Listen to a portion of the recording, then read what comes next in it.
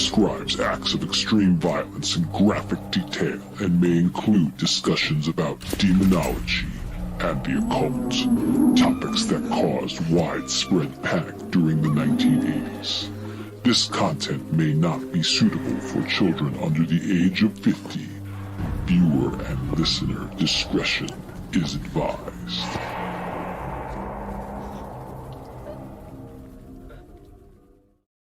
Previously on Grogtalk. Martin reached out to me and said, you know, it would be great if I would do a parody song for him. Apparently that's my future, Dan. You're going to be like the Weird Al of D&D. I'm going to be the Weird Al of D&D. That is exactly right.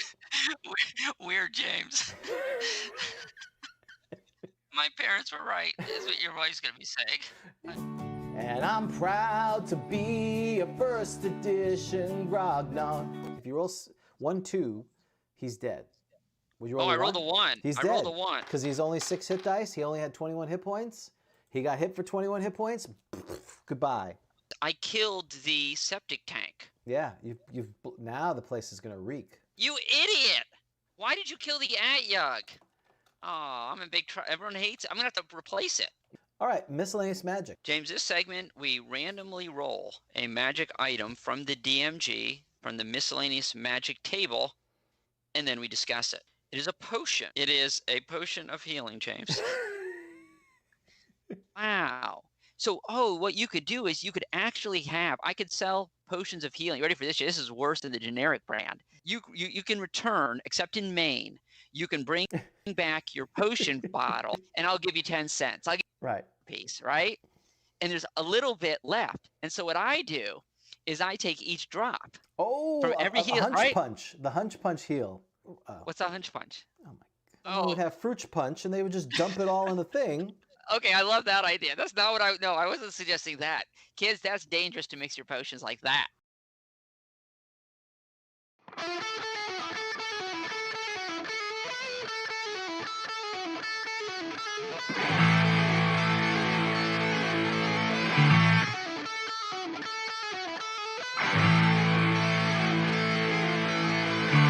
Welcome to the Grogtalk with your hosts, Dan and James.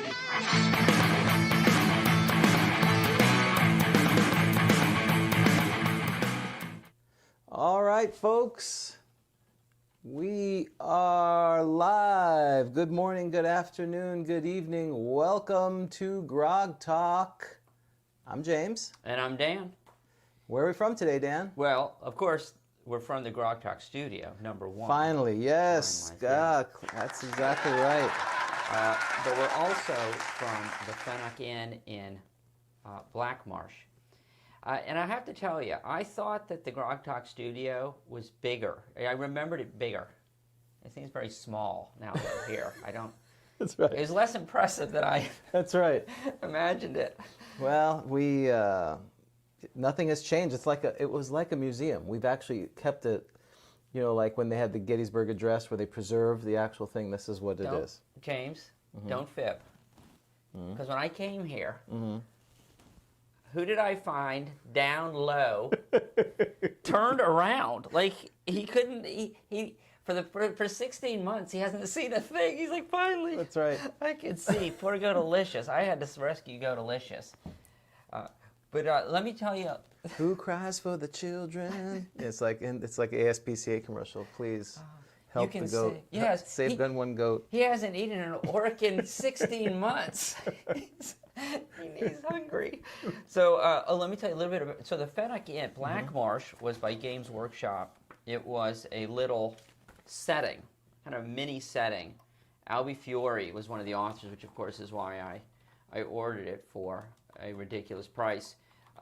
Every village has its meeting place. In Black Marsh, it is the bar of the Fennec Inn, a large stone building overlooking the wharf and river. The battered sign outside pictures a fenhawk, the rare marsh bird of which Fennec is a local corruption. Okay, it's going to get a little better. Okay. The inn, I know because you're like, this is boring. Yeah, I was ready. Hold on. There you go. That's what I think. That crickets, yep.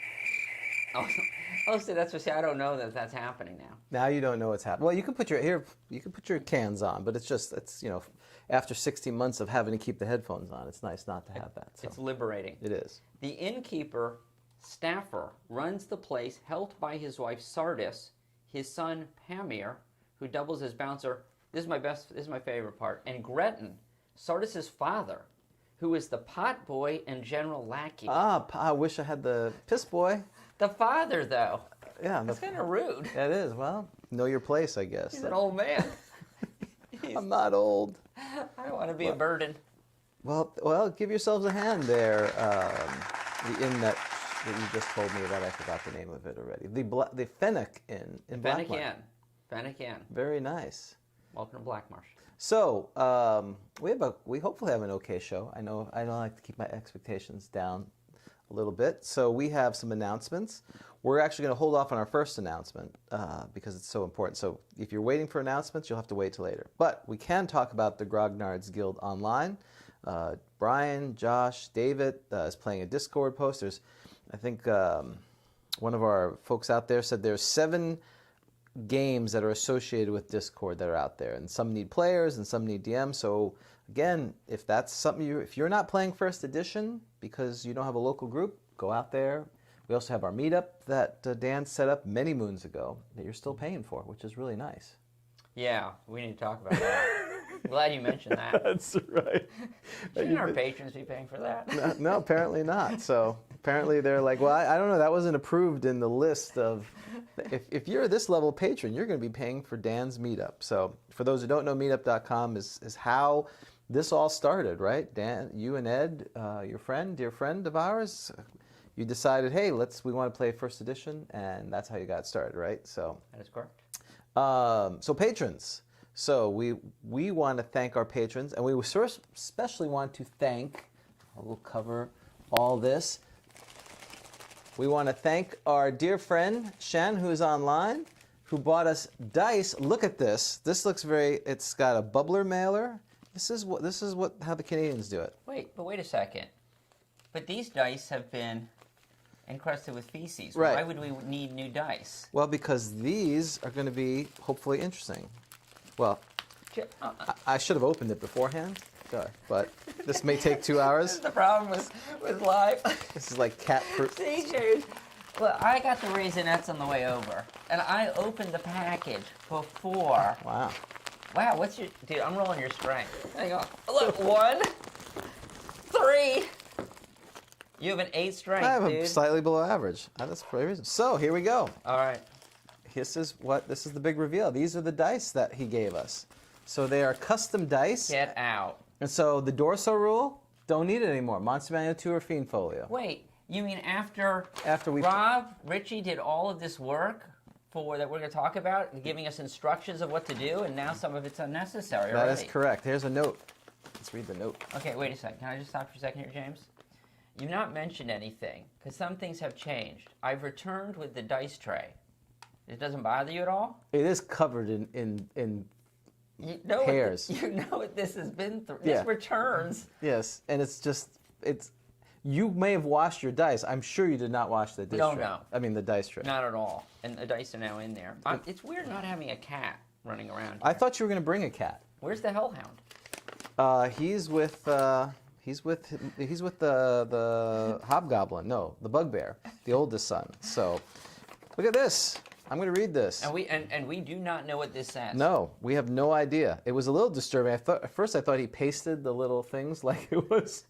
I have the production goblin. That's right.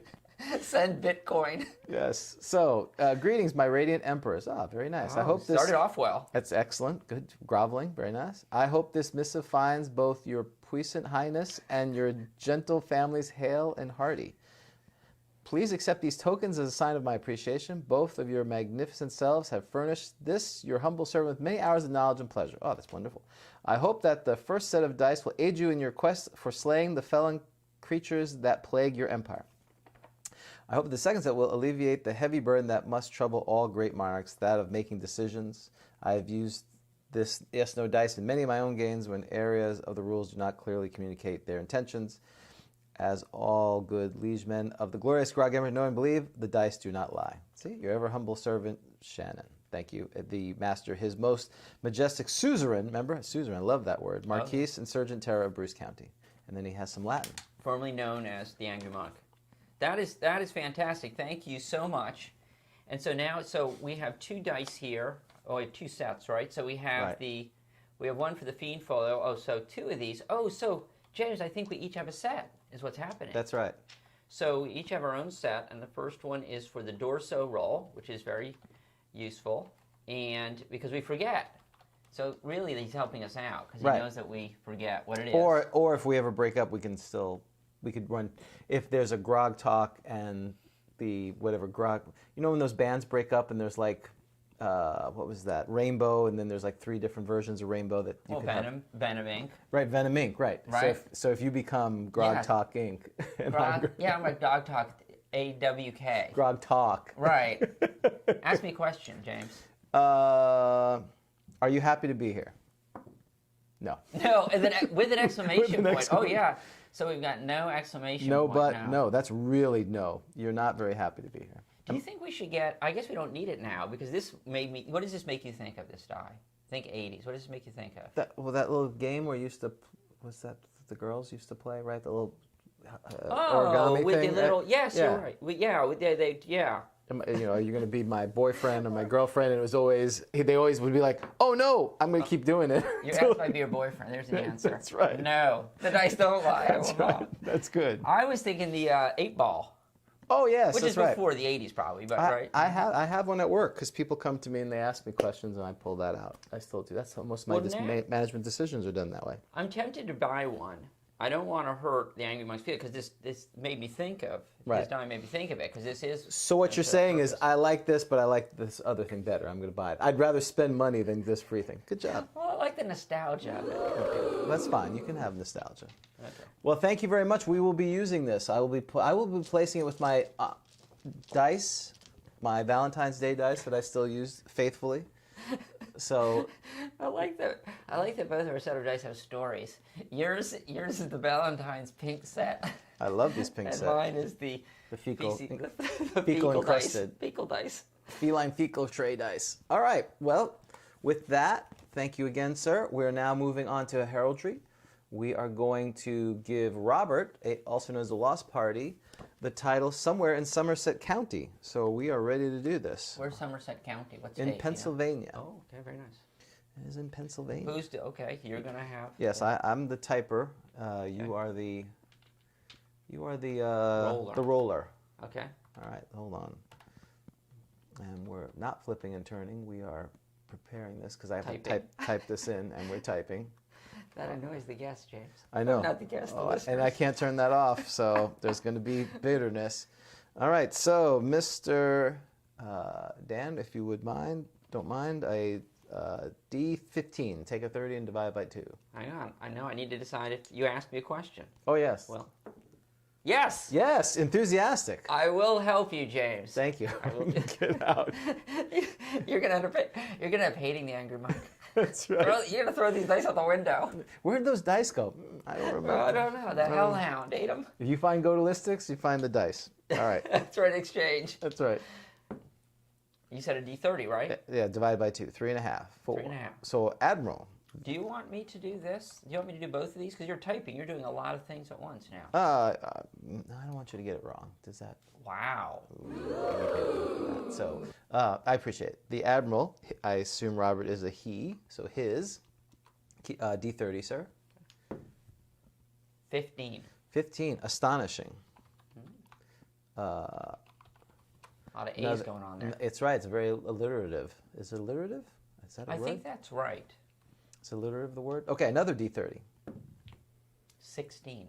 Grandeur, well, that blows that. But grandeur, I don't think we've had someone who's grand in that manner. No. 15, sir. Oh, I don't know what I'm doing. 3. 3, well, divide by 2. Divided by 2 is 2.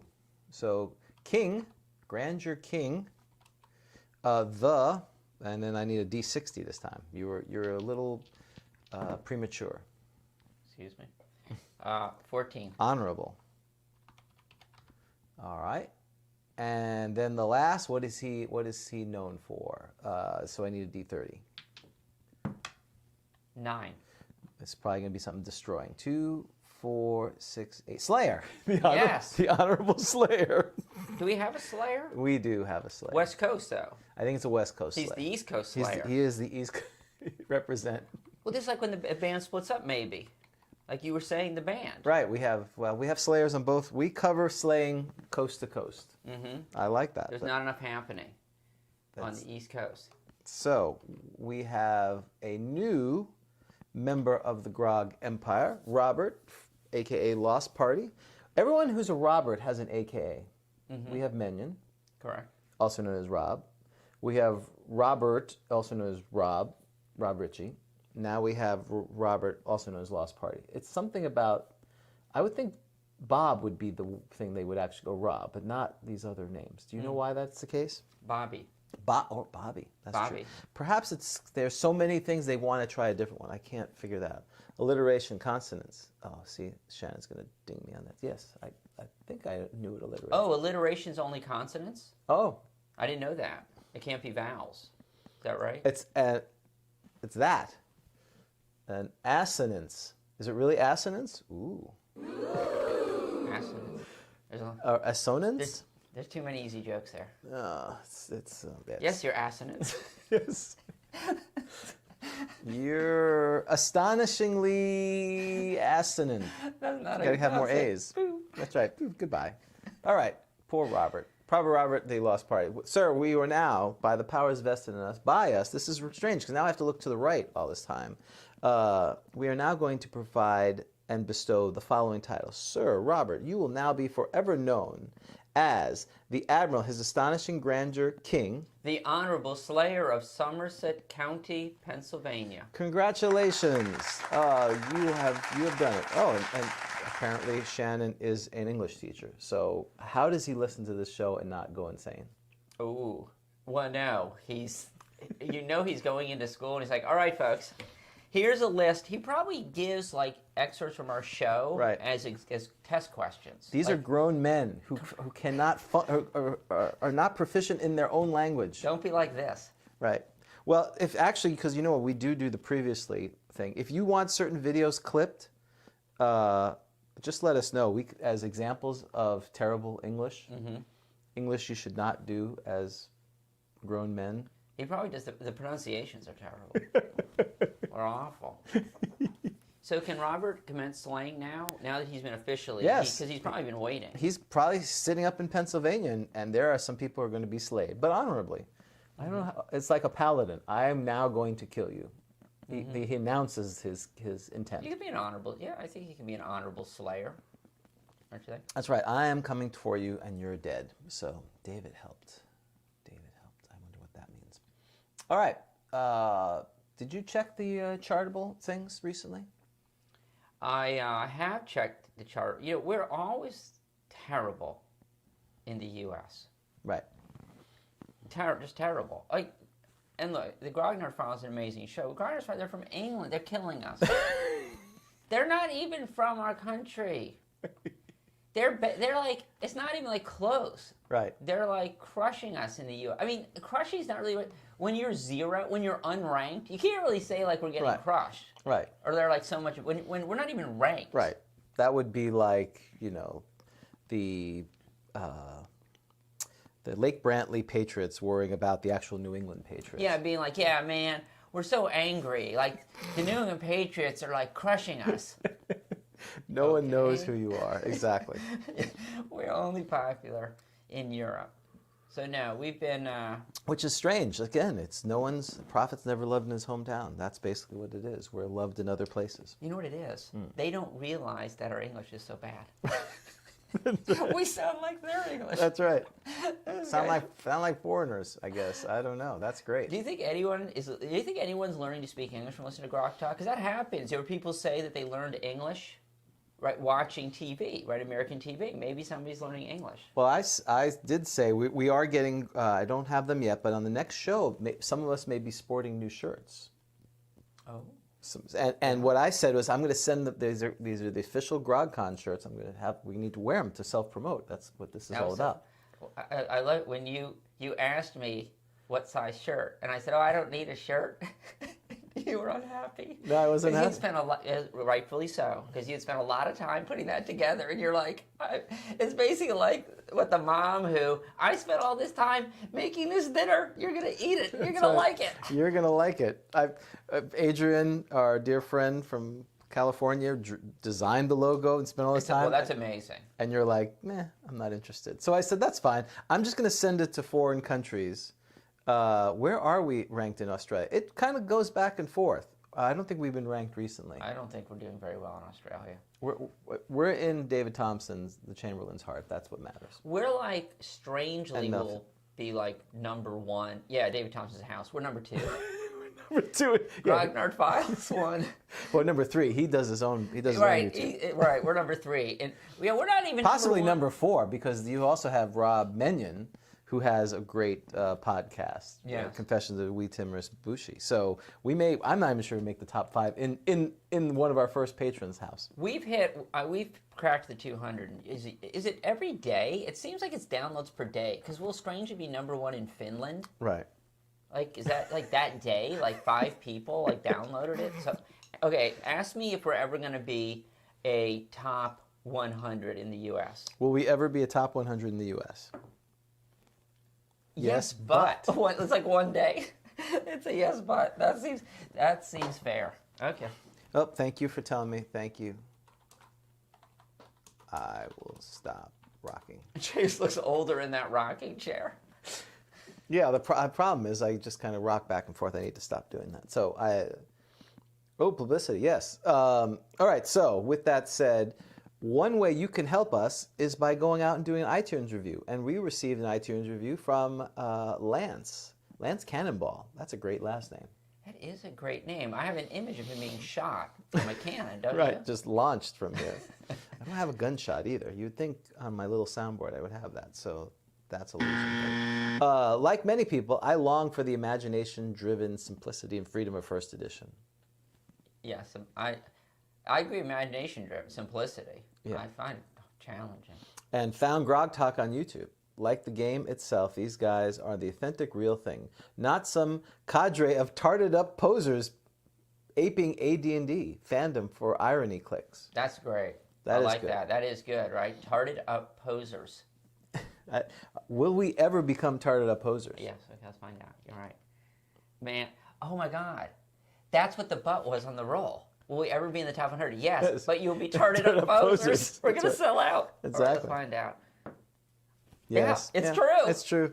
We're going to sell out. We'll be right back. It's like, so I was looking at Ozzy in the mid-'80s. Right. He's got the hair, and he's got the sequins, and the what is that called stuff? The speckled things. Yeah, those his sparkles. Full of cocaine. He's bedazzled. What were we thinking? Because he was like, that's the Prince of Darkness? Yeah, he was not the Prince of Darkness. That's what it'll be. We're going to be like that. Exactly. We're going to have hair. Big hair. Big hair. That'd be awesome.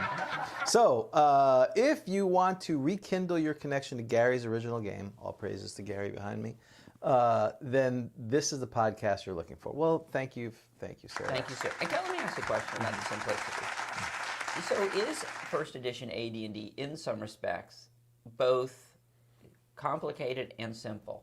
Is it simple in the respect that you don't have to worry about a lot if you don't want to? So there's not like skills based for everything. Is that the simplicity? Is AD&D in some respects simple? Well, I think for us, I think it is simple because that's what we grew up with. I think if you look at all the editions, like if I came from 3rd edition, this is way simpler, or 2nd edition, because they had so many books. And didn't wasn't 4th edition really complicated? I mean, I didn't play it. I mean, I have all the editions, the core sets. That's kind of just, and I've read most of them, but I have not played it, so I don't know. I think it's a totally different type of. It's much more heroic fantasy. The people who've played it and liked it said it's more of a, you're starting out with a lot more powers. So I think there is simplicity in the character versus later characters who have a lot more abilities. You can roll up a character, 1st edition, in like 5 minutes. But BX is even, are you wearing trousers? One of us is. One of us is. I'm wearing shorts. It's just this is still a Zoom Hang on. meeting for me. Hold on. The question is James wearing trousers That's first? right. Yes, an exclamation point. Yes. Because the dice are very thankful for that. Is Dan wearing trousers? No butt. I have no butt. That's true. Well, you know, some could argue that. All right, yes. James, I have a contribution for the Grogtalk studio. I've come with a gift for the Grogtalk studio. So let me tell you a little bit of backstory about this. What I was going to do was I was going to buy this garden gnome, this armored garden gnome. I don't know if you've seen this online. No, I've seen Vic send a bunch of things, and not my cheap $1 ones. That I have No. here. Yeah. No, there's this, garden gnome, and he's in armor. Full very armor. cool. Very Right, cool. right. And I was going to get it, and I was going to just stick it in your front yard without saying anything, which I know I'm sure your wife would be thrilled about. I would actually. I would be because that would be one place where weeds would not grow that I would have to pick. So put as many garden gnomes as you'd like. I can get an army. You can put as many as you want out there because all I do out there is pick weeds. So that would be great. So I ordered this. I was so excited, and it's arrived. Oh, it has. I didn't check the dimensions. It's Stonehenge. It's is. the Spinal Tap. Yes. Stonehenge. My daughter looked it up. She went to past orders on Amazon, and she noticed it was like 1 star. And like every review was angry. She's like, Dad, you didn't check the reviews? I think what might have happened, it's a bit of a blur. I think what might have happened is I found it, and then I found down below, where it's other sellers. Right. And me being the cheapskate I am, Right. I went for the cheap one, and I must have then not checked those reviews. Yeah. So here, it is the Stonehenge, the Spinal Tap Stonehenge. So here he comes. Go. You know what? This is perfect. Go Delicious can just nibble. There, because a giant goat is perfect That's now. right. It makes Exactly. sense, right? So Go Delicious is eating. So there he is. So sorry, James. It didn't quite turn out the way. The hilarity did not ensue. Actually, it's way better than I could imagine. We are kind of a Spinal Tap show. It was in threat of being overrun by little people or whatever they said on the Spinal Tap thing. Let the druids come out. That's right. No, wait a minute. Hold on. Yeah. You got to.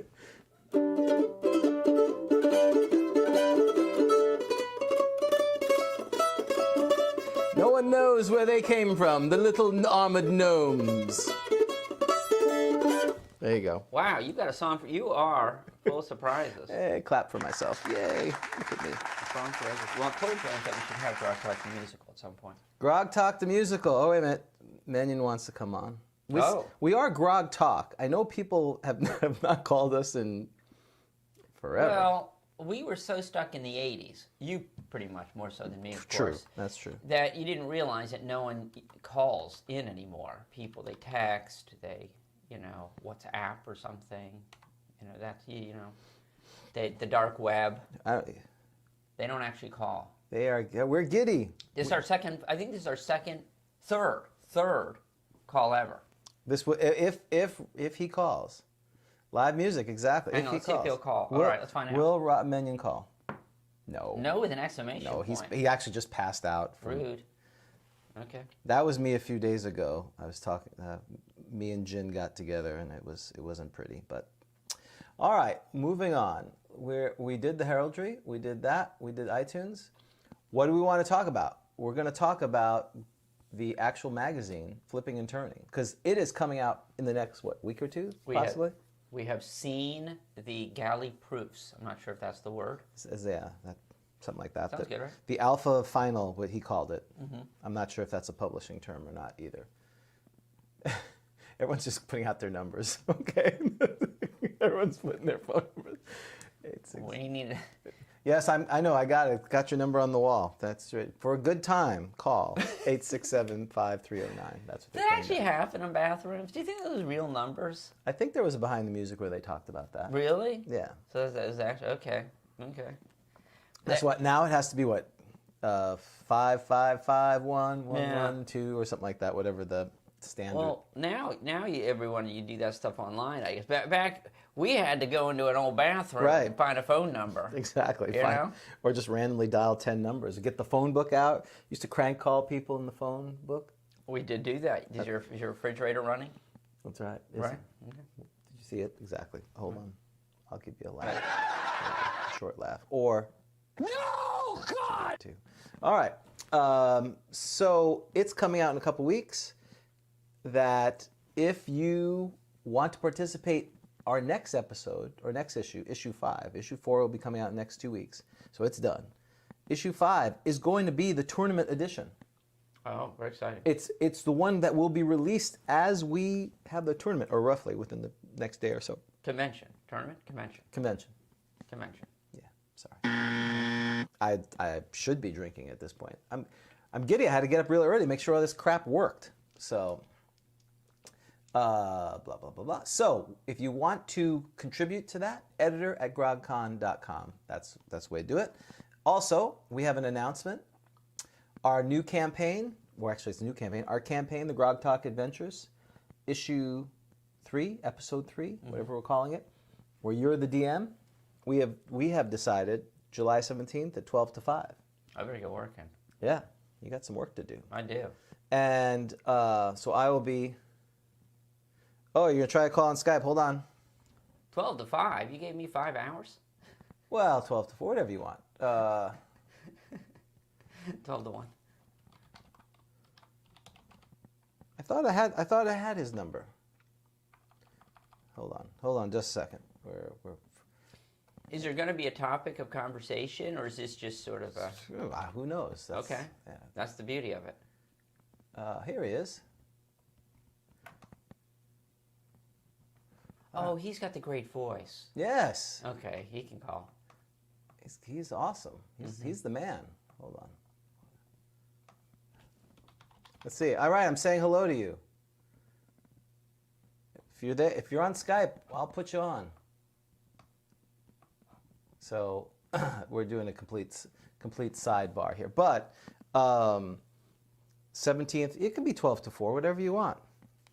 All right, we're taking a diversion. We're getting. We have a surprise guest. We're having a surprise guest. Hold on. Get your head. Now you need your headset on. Yeah, because I want to hear him. Well, yeah. Hello. There he is. Hold on. I got to get you on the thing now. Hold on, Rob. No, it isn't. This is the show. This is what we're all about. Hold on. Now, James has suggested that you've been... Oh yeah. Yeah. Turn your YouTube way down. Yeah. Turn your YouTube way down. You're not. James has suggested that you may have been drinking. Is there any truth to that? Is it really? Okay. Do you find it's better to listen to Grogtalk when you're inebriated? Hold on. So I got to get him on here. Hold on. I'm off and running. James is like, easy. It doesn't matter. I mean, I'm gonna right now. No one can hear you, so I got to get you on the stream so you can be heard. So we're working on that. That's a rough first day of class for James. Nah, don't worry about it. Don't be polite. No, don't be polite. Yeah. That's right. We can always edit you. I'm trying to get you plugged in here, because of course it's sort of working. And let me just, for people who are listening or watching, just let you know what's happening now. James, this is kind of like the first day back to school, right? And James is feverishly trying to get this godforsaken thing to work properly, which is not working. But we're gonna try. We're gonna give it the college try here. So it looks like flying a plane. For those of you who at home, James has consoles and buttons. It's quite impressive. Yeah, but what's not impressive is, so we can hear him, but I want him to be put up there. The stuff's impressive. James, not so much. Yeah, well, that's true. Well, sometime, and this is actually good because we had Craig coming on, so by not having, we're actually getting rid of some of the bugs here. So I may have to, Rob, hang up on you, delete Skype, and so I'm going to do that. Let me hang up just a second. Hold on. And while you're doing that, would you like me to do? Yeah. 40 years ago? That would be great. Let's do it. Okay. So, or I'll do it. Okay, so June 1981. Unfortunately, I didn't select that many things. Now, that seemed to be a good idea on the way over here. Now it seems to be not such a good idea. On Sunday, June 7th, 1981, the tennis player Anna Kournikova is born in Moscow, Russia. Interesting. That's how old we are. That 40 years ago, she was just being born. Today, 40 years ago today, Right. James, can you guess? I know the answer is yes because I've told you. This adventure film premiered. Oh, this adventure film premiered. It is Raiders of the Lost Ark. Hello, Rob. You are correct, sir. Let's see if it works. Oh, we do want to see you. Absolutely. We do want to see you. Yeah. As opposed to us, because, well, I'll only speak for myself, because we're so good looking, right? Let's see. That is wonderful. No, you're good.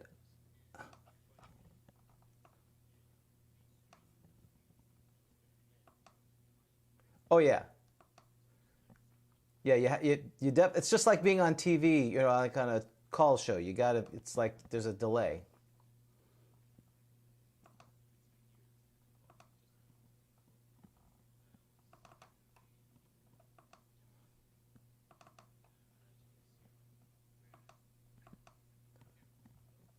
I love it. Oh, now I made you.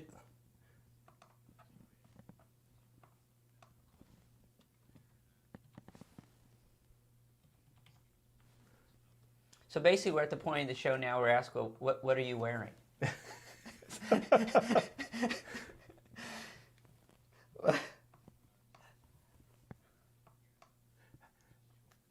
I had no pants on, sir. I'm a lot of things, but I'm not that. Is Menion wearing pants? I'm rolling.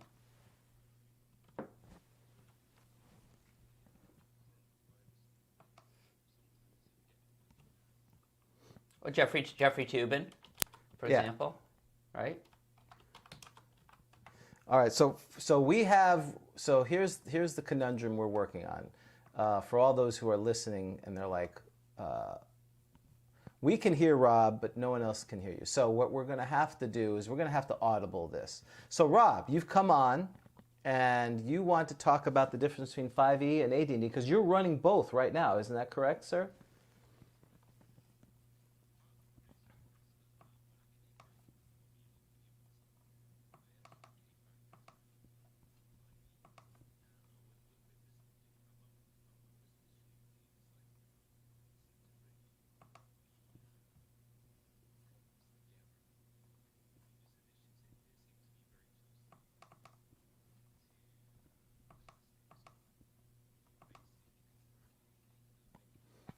Right?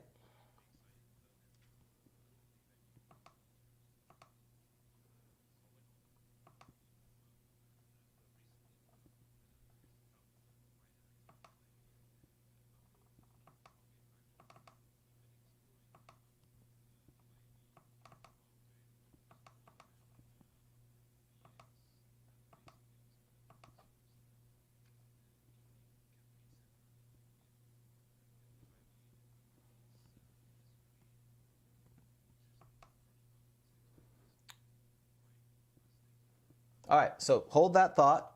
So, because this is good stuff, but I'm gonna have to do another audible. I'm gonna have to do this anyway because when Craig comes on, it's not gonna work. So here's what's gonna happen.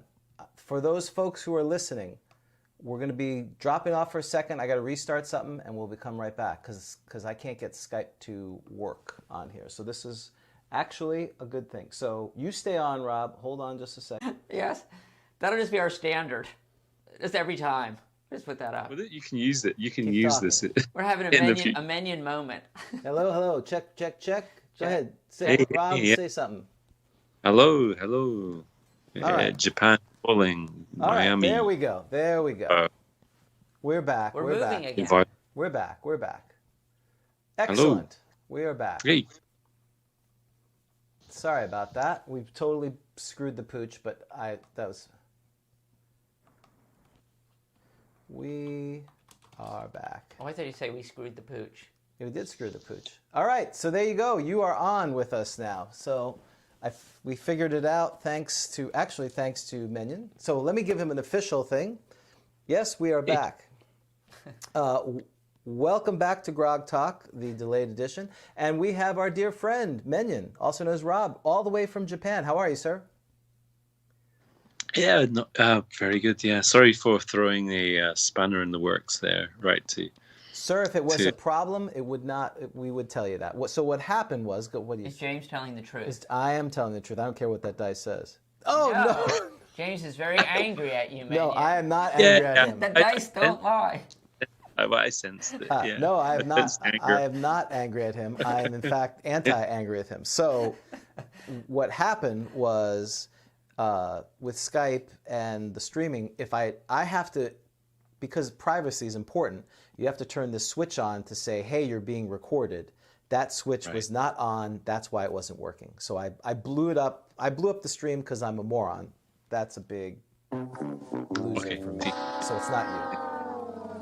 So with that, Rob, you wanted to come on. This is Grogtalk, the show, by the way. We are supposed to have people on the show. Well, when we put our phone number on there and say call the Grog line, we can't be upset when people want to call the Grog line. Right, exactly. Hey guys, I've waited like how many episodes to call this line? I've been threatening to call you for probably like 40 episodes. That's right. So you wanted to talk about the difference between AD and 5e, because for those who listen to his podcast, Confessions of a Wee Timorous Bushi, he chronicles not only his musings on tabletop role-playing, but also his campaign. So Rob... Wait, is this a commercial? It's always a commercial. For his podcast? Is that what's going on here? Yeah, didn't you? I had. You didn't see the yen deposits in our account for that? No. The Bitcoin? No. I mean, I have nothing to offer commercially. Well, yeah, recently, so I'm running a old school essentials campaign, which is very much totally basic expert D&D, the old Mulvey 1981 style D&D. And I'm also doing I've started a 5th edition campaign. Can I ask you a question right off the bat? Why are you using and I'm not criticizing you, for just out of curiosity. Why am I using? Why are you using a retro clone as opposed to the original? Just out of curiosity. That's a good question. Yeah, part of the reason is that I don't actually have base Moldvay. Very simply, I mean, I could easily get hold of those things from DM's Guild or something like that.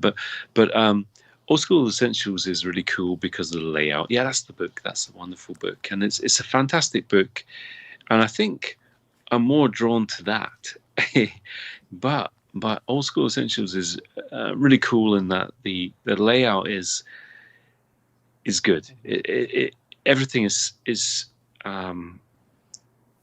displayed across 1 or 2 pages, and so you've got the combats on 2 pages, you've got dungeon exploration or wilderness exploration on 2 pages, you've got this on 1 page. Everything's laid out with bullet points, and it's a beautifully laid out and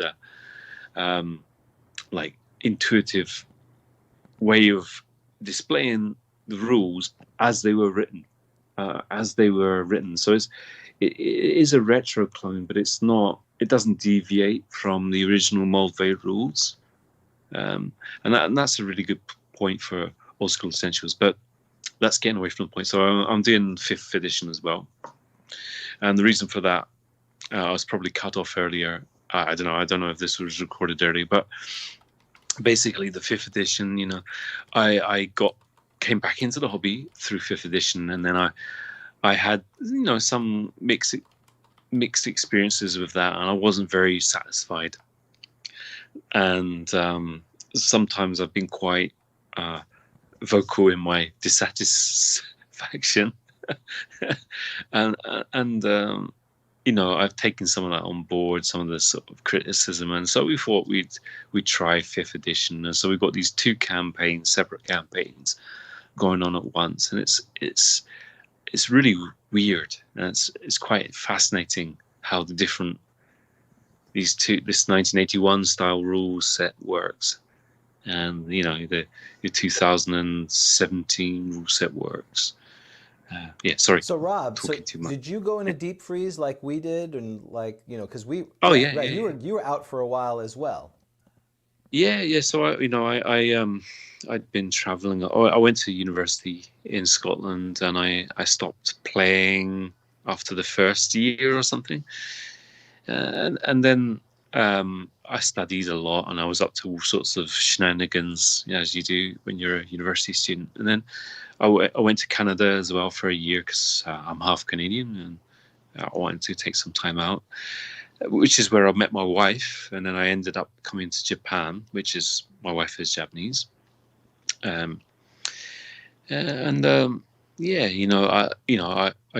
had a job, got out of university, got a job, got married really quick, had a child really quick, and I just all that stuff, all the fancy stuff was too kind of like, I don't know, far flung. It was, I didn't have any time for that. I was trying to get a grip with reality. So I just dropped out of the hobby, and so only really in the past few years that my kid is now 19, and so I've had a bit more freedom in my life, and it's been possible to sort of come back and look at some of these things that I was interested in the past. And so obviously D&D is pretty major. When you got back into the game, coming out of the deep freeze, did you assume, like I did, that 5th edition was all anyone was playing? Were you even familiar with the old school revival? No, I didn't know anything about the old school revival. I just saw 5th edition, and it had come out. So it had come out in the Japanese translation, and I saw it in Japanese, and I was just blown away. I was blown away. I just saw, it's D&D, right? New hardback, 5th edition, and it's in Japanese, and I was like, oh man, must be really big. Because I didn't even know Japanese people role played. And that's a huge thing. I've listened to other folks, and they've taken D&D, but they've obviously, a lot of cultures have taken the idea of role playing and then taken their own history, as opposed to Oriental Adventures. I had to bring up Oriental Adventures because it's where back in the day, right in the 80s, D&D started doing milieus for all the other cultures, in a loose term. Whereas I think a lot of folks said, well, we can create our own tabletop. So, but you did the same thing too, right, Dan? When you started, you got Osric first. Did you have the books, or did you use Osric first and then you got the book? No, I got Osric first because I can't really remember why I got Osric first. But it is, the nice thing about retro clones, as Menion points out, is that they reduce the amount of flipping and turning. They're right. The single volume, it was pretty cheap. And I think Osric and retro clones are great for the reasons that Menion's mentioned. Number one, it's a lot of this stuff is expensive, right? Unless you have your original book that still Correct. has your name in it there from 1981. Who's that? That's my book. Yeah. Oh man, that's amazing. When I typed that thing in, this is. And I have mine. Original. You're not Ed Dormandy. Of course I am. That's my real name. Ed Dormandy, if you're out here, he has your book. Is Dan Gormansky my real name? Let's roll, okay? No, an exclamation point. I am Ed Dormandy. You're not Ed Dormandy. I'm Ed Dormandy. So, they're expensive. And they're kind of trash. They are kind of trash. That's for me. The only thing that I don't like about Osric, and Osric is very good, is that it does change some of the 1st edition rules. It does. Right? Yeah, that annoyed me, and that the deviation. You don't get that in old school essentials, which is what is attractive. I think, yeah, the Osric is so good, and but that small thing where it deviates from the original rules, where you don't have the 18-100, it goes to 19 strength. That really Oh, I bugged don't me. even think I noticed that. So that does. That really bugged me. That did. 18-100 is AD&D. You take that out, and it's just. I think you know. I think one of the reasons why I got Ostrich was because I discovered the OSR movement, and I assumed if the OSR movement was retro clones, and I don't think I really realized people were still had the original books. The old, Yeah, so I think I just thought I was doing what the OSR movement was doing. That's what you do. You get a retro clone. And it wasn't until later I'm like, well, wait, why do I have a retro clone? I want the real deal. So, so Menion, tell us about we love to joke about, first editions, the best blah, blah, blah, edition wars, because it's, Because it's our show. If what else would we talk about? Raisinets in 1981? That's right. So we need to have some sort of hook. So is there really a difference when you're playing the game at the table? Like I always point back to, I can't remember, was it Ed Greenwood who said, we asked him what edition he plays. He said all of them. He said said all it, of or them. doesn't play any. He sits down and he plays. Right. So is there, besides maybe some quibbles, is a game, would it have a different vibe, a basic game versus a 5th edition game? I think it's a massive difference. Tell all. I think if you don't really pay too much attention to the details of the rules, then there's not a big difference, right? And that's maybe what Ed Greenwood was referring to. But I think if you focus on the rules and you're not role playing up front, and you're working through the rules or around the rules, then it really is so different. It really is so different. And I've started to, well, I think it's weird because back in the day we didn't use henchmen, and I've started to realize that henchmen are really essential to old school rules, first edition, basic D&D, all that stuff, original D&D. And it's taken me, so part of it is actually playing 5th edition has made me realize this, why is 5th edition so heroic? And when you play 5th edition, the game is upped. Everybody's more powerful. People complain about this, but part of the reason is that that's the game that people were working towards. People were complaining about the rules because they don't want to mess around with extra henchmen and all that sort of thing. So they just wanted to play like these heroes. And I think over the years they've focused more and more on that kind of play. And so the result is 5th edition, and it is exciting. I mean, the 5th edition characters drop quite easily as the 1st edition characters, but they might jump up again. A little bit quicker, Rob, we got a request. Can you walk around Kyoto while you're talking? Because in your podcast, you're constantly running around, and some of the folks online are like, "It's just not the same having you travel through some." It's part 5:10, so everything's pitch black. With not much to see then.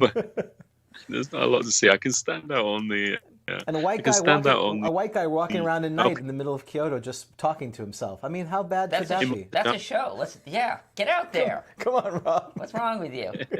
Nobody would blink an eyelid, Can we talk about henchmen for a second? Yes. Yeah, I'd love to. Yeah, because I think that's really essential to old school play, henchmen and things like that. I've started to think that. Well, and that's what I wanted to follow up on, because I, like you, back in the day, we didn't use henchmen almost ever. James, did you guys use henchmen? All the time. Okay. And I agree with Menion that this apparently was, very much an old school thing, because I think Gary, I can't remember if it's in B2 in Borderlands where Gary says you may want to have 8 henchmen or something. Right. The only thing that I don't like about henchmen is I would be concerned, and I think we've talked about this before, that it's easy for the players. Oh, okay. And I'm hearing noises. Yeah. Hold on. It's connected. It's good. Okay. Keep going. Okay. So I would be concerned that one of the things that I love about first edition is the danger.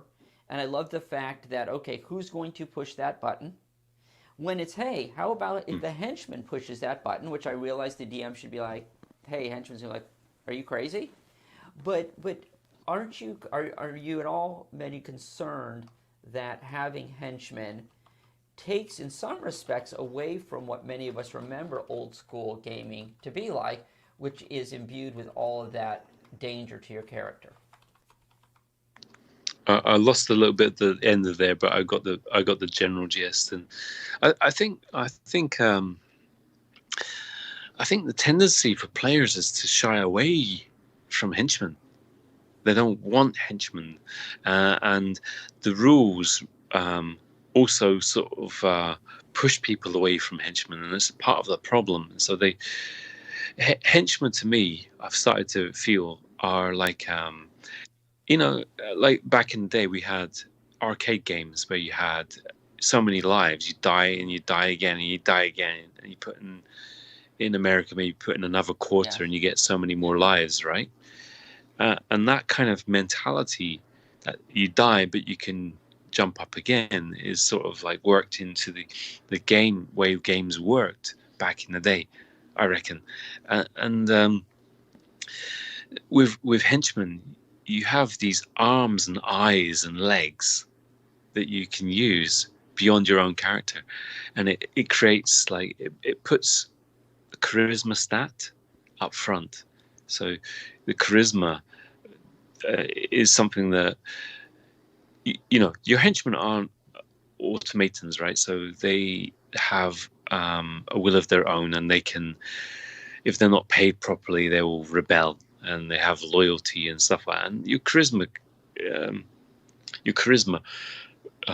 sort of affects that, right? And but anyway, charismas are useful. You've got these extra arms and legs, although they're not 100% reliable. You can send off somebody to open that chest that's got a poison trap, and they open the chest and they die. Your character survives, and the whole system suddenly makes sense, I think, when you use henchmen. The save or die, all the lethality of the early editions is kind of put into perspective once you start to think of the characters not as how can I say, like these major heroes, but as forces, and they have all these kind of characters moving around them, just like in Clash of the Titans or Jason and the Argonauts or something like that. Well, Sinbad doesn't work on his own. He has all these folk moving around him, right? And that's what the early editions do, I think. Well, I'd like you to interview me for a henchman position, because you mentioned that the henchman's the one who tries to open the poison trap. And by the way, in my game, when we ran old school games, no henchman would ever do that. He'd say, "Go." No, but you could do a screw loyalty yourself. roll, right? You go sort of do loyalty rolls and stuff like this. Well, he would not do. Well, I'm sorry. A henchman may. A hireling would never do that. Okay, so Someone what's who's the making difference? someone who's making I'm two getting silver confused, pieces a perhaps. thing as he's a bearer. Or again, AD&D had different types of hirelings and henchmen. Yeah, that's true. A henchman would, but he would say, "Oh, if I'm opening it, I'm getting the gold." Basically. Are you flipping internally? Yeah, of course. Are we going to flip glossy. into? What's the difference? I know you guys have told me. This is about. You told me. No, this, I think what's the difference between there was a henchman and difference. hireling? Yeah, there's a difference between Hirel- the way that basic D&D does it and AD&D does it. Yeah. So in B2, which is where is that the grog line? Oh, look at this. Is this Again, the glossary has henchman? Okay, henchman, a low-level NPC whose loyalty is to one member of the party. Correct. So okay, and I know you know all this, but I don't know this. A hireling is an NPC hired to accompany a party or employed by some other temporary. So a hireling is for the part. Is it as simple as Right. that? Hireling is for the party. Henchman is for a player. Yes, a hireling And again, AD&D splits it up, as Rob said. Back in Basic, they were kind of synonymous. And my formation of it came from B2. Like you said, you could go to B2, you could go to the inn, and you could recruit spearmen or whatever. And they were kind of henchmen, but they only got paid a limited amount you could afford. But they were limited in what they did. They wouldn't be charging the ogre. They were basically there as your reserve, or they had bows so that when the party got too much into it, they could fall back. They wouldn't do any kind of craziness. A hireling, though, is like your sages, your sappers, these kind of things, your bearers. They have a task that you need to get done. Oh, so they're like the mapper, Right. or they'll keep the horse and feed The the link horse. boy, right. The link boy would be a hireling. Okay. Unless he became an understudy of a player character, then he would be a henchman. Sorry, Rob, we're rambling. Go figure. Go ahead. So you had a question with that, Dan? Well, so a henchman are henchmen paid? Yes. Oh, they are paid. Henchmen are paid, and they also get a cut of the share. But they're loyal. But they're loyal to a player. They're loyal employees of the player. They're They're independent contractors. No, they're loyal employees to the person that hired them, which is why there's a whole dissertation about how you have to recruit them. I like the first line that Gary has for henchmen. Henchmen, whether male or female, are greatly desired by the discerning players. Right. For they usually spell the difference between failure and success in the long-term view. So they're a henchman, because like Rob said, to me, well, all my players and the games we play, the first thing that when they get to town, can we hire someone? Is what about this person? Because they always want to have. We're attacking some orc. It's this fort that has been taken over by orcs and ogres. We have 6 spearmen, 5 something. We just go around and recruit people because that's kind of that's the mindset that my group has. I think what happened in 5th edition, Rob, at least my son, the production goblin runs 5th edition. His friends want pets and all these things. They want all the little accoutrements, which are basically substitutes for henchmen. They all want their little pets and fancy things. So there's always multiple NPCs. So I'm sorry. That's my take on it, Rob. Wait, can I? Yeah. I'm going to ask you guys some questions. This is henchman interview etiquette, okay? Is there really an etiquette? Yes, there is, Oh, excuse sir. me. I'm sorry. Yes, there is. So, Yeah, Robert, yeah. you should do well on this, okay? I'm asking you. I don't know. All right, well, let's find out, gentlemen. Oh, for me. You need to learn this. You need to go to henchman interviewing etiquette school. Okay, when a character, a prospective henchman, arrives to be interviewed, should you enspell him or her? You what? And it says enspell. Should you enspell I them? assume like charm. Yeah, enspell, like should you charm them? Right, when you... Is that considered good? And spell? What kind of English language is That's that? Gary. That's that's Gygaxian. Gygaxian. Gary language. So should you enspell him or her? What do you say? Is that appropriate or inappropriate? I think that's fairly, even back in the day, I think that's fairly inappropriate, Even isn't for it? the 80s. That's even for the 80s. All right, James, what do you say? Even. I would yeah, say you're not even- supposed to. Yes, the dice say no, and you are correct.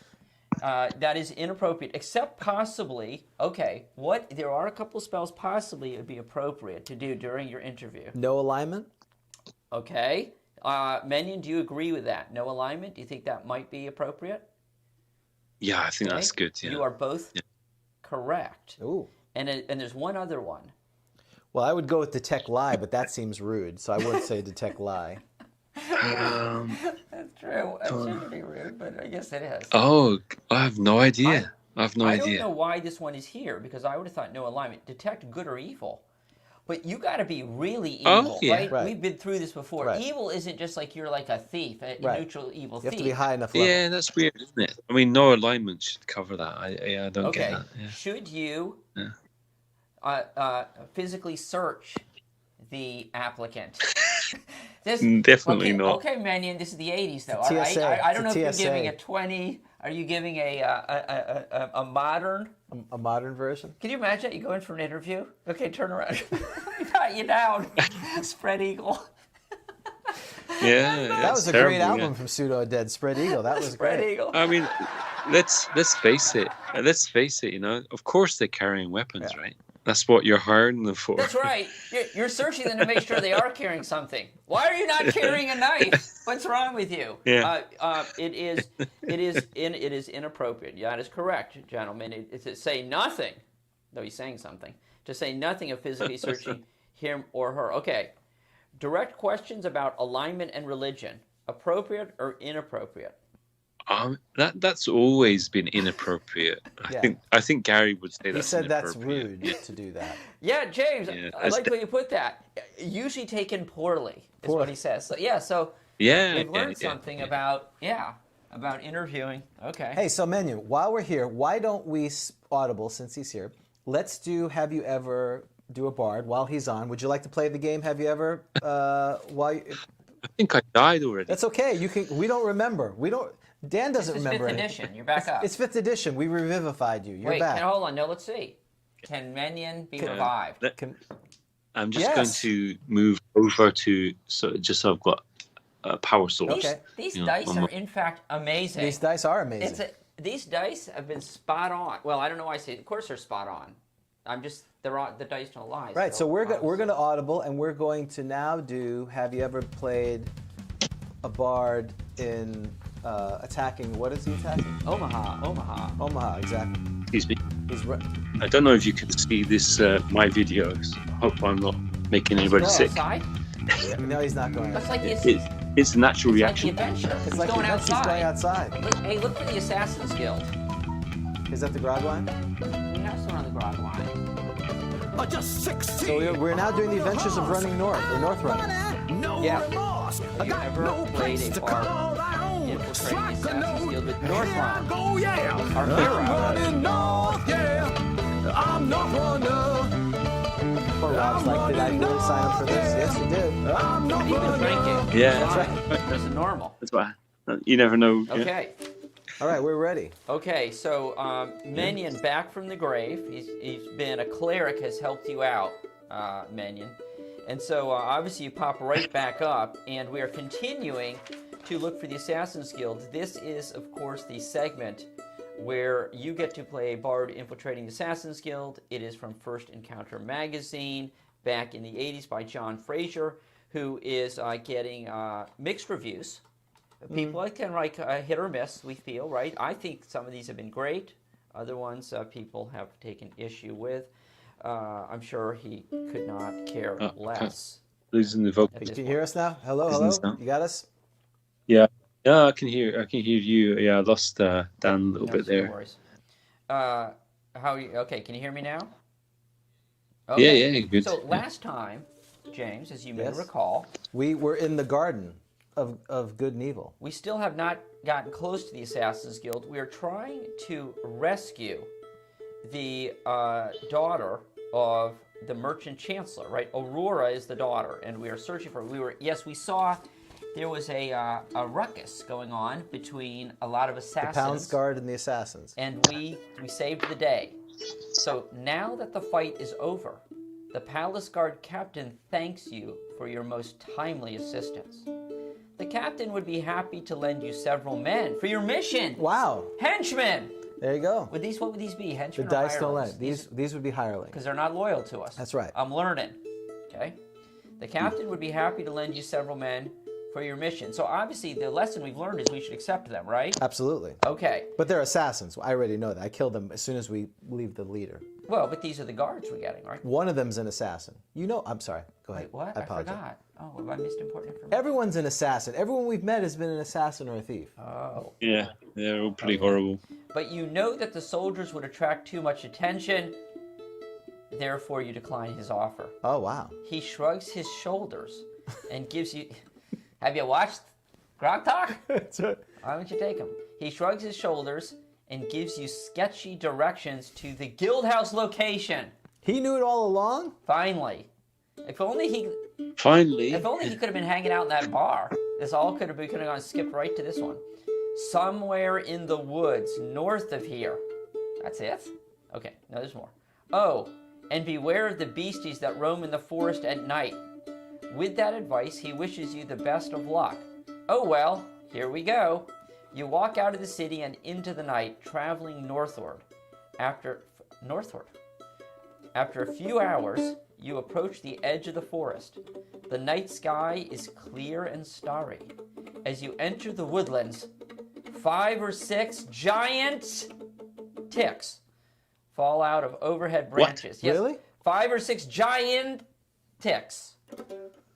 Oh, they're lethal. These are terrible monsters. I mean, poison isn't save or die in first edition, is it?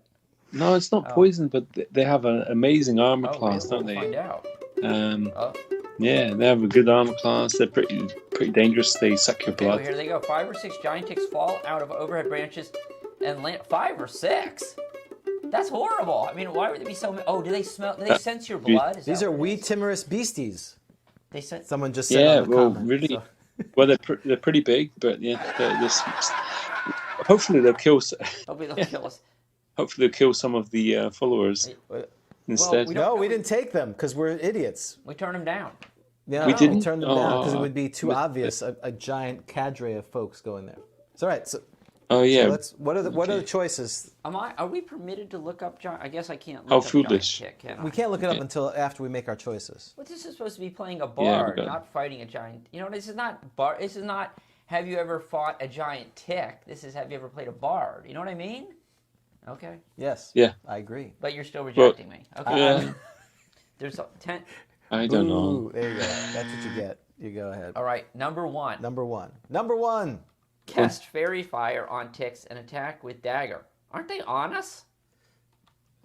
That's a lot of ticks. And they're on I'm not you. sure Should about I that. really be using a dagger? Well, I don't know. 2. Cast fairy fire on ticks and attack with sword. 3. Oh, James, this is your favorite. I'm going to do this one. Control temperature. Yeah, of course. This is going to bug you the entire time. I disagree with him. 10 foot. Work. 10-foot radius and burn the rotten things off. It's like bed bugs. You're trying to, except the problem is you're in the middle of the fire. There's no.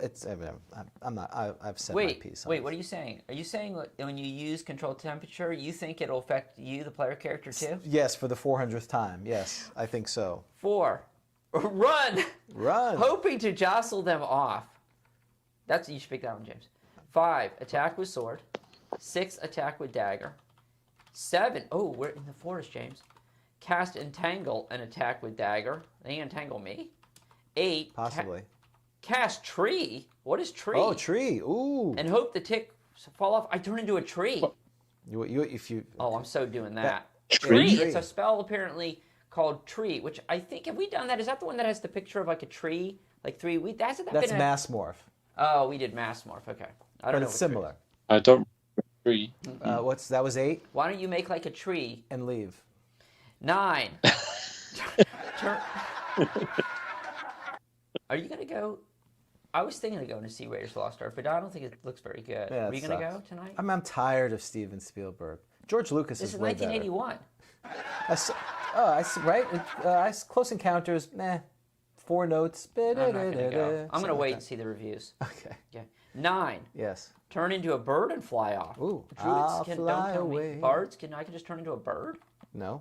Okay. Yeah, I like that. That's Well, James good. is not sure you can actually do it, so be careful. I don't know how you could turn by itself. I don't think they get that change shape, but druids do. Do they get any clerical spells at 10th level? I don't know. Druidic They get a spells? bunch of druidic spells. I don't know how many.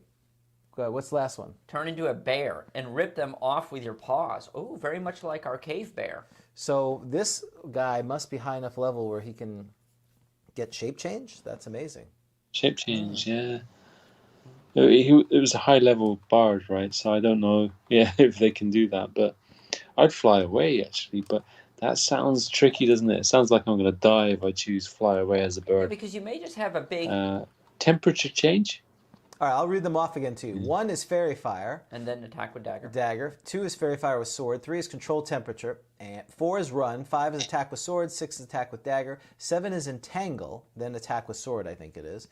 8 is Dagger. Dagger. Excuse me. 8 is Turn into a Tree. 9 is Fly Away as a Bird. 10 is Become a Bear and Attack. Let our guests go. My apology. I'm tempted to let our guest go first. Very good. See, excellent. Well done. I'm Can so you just rude. go back? I'm Can you not- go to the first part? I want to see his abilities. That is fine because you would have the character sheet. I would have the character sheet, so go ahead.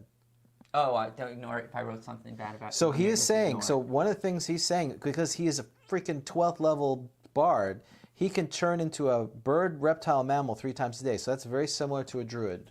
Wow. Okay, so yeah, I can't remember the song, the Queen's song, but yeah, spread your wings and fly away. Yeah, I'm gonna go for that. Fly away. Wait, that's the Beatles, isn't it? Spread your wings and fly away. Peaceful. I was thinking, Yeah, hey, you do got a that. clip. That's a really simple kind of so Rob, escape. you're number 9. I think so. Jonathan's yeah. doing I'm gonna 10, put- I'm gonna- Shannon's doing 2. You have 3 or 4 more seconds, folks. What are you choosing? While you're doing that, Dan, you can go. Thank you, sir. I am doing 8. I'm on tree because that's kind of sound like a cool spell. I'm going to turn a tree. Now I realize they may not fall off because ticks may just hang on to a tree. Right. So what you do is you do become a tree for 1 turn per level. So you'll be a tree for like 3 hours, or you can always turn it off. The reason I know this is because I'm playing a druid in the campaign that my friend Tom Am I is an running. oak tree? Do you think? You can be whatever tree you'd like to What be. kind of tree would you be if you were a tree? I think I would. Elder. I think the elder tree with elder. Elderberries? That's right, of course. Oak. Oak.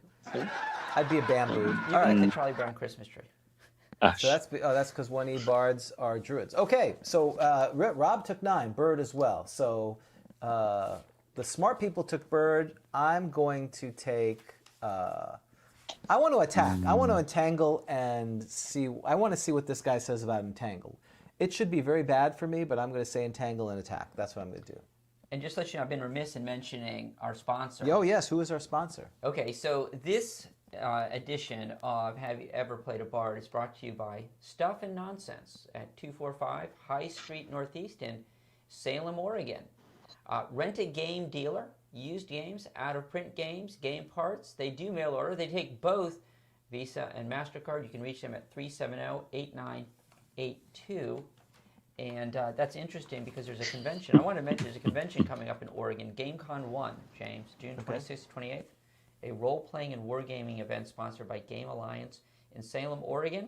It's going to be held at the Chemeketa Community College in Salem. that. In Salem. Salem. So it's a Salem. Burn them. Oh, that's a different Salem. Jamon. This is a West Coast Salem. Scheduled tournaments, James, include D&D, Shooting Stars, Traveler, Rail Baron, Third Reich, Fire and Steel, Bushido, Space Opera, Ace of Aces, Empire of the Petal Throne, In the Labyrinth, Rune Quest, Diplomacy plus Miniature Battles, special offerings, Atari video games on an 80-inch screen, and Wow. film screenings, an OCF chess tournament, a business dealer area. Registration is $6 per person for all 3 days, $3 per single day.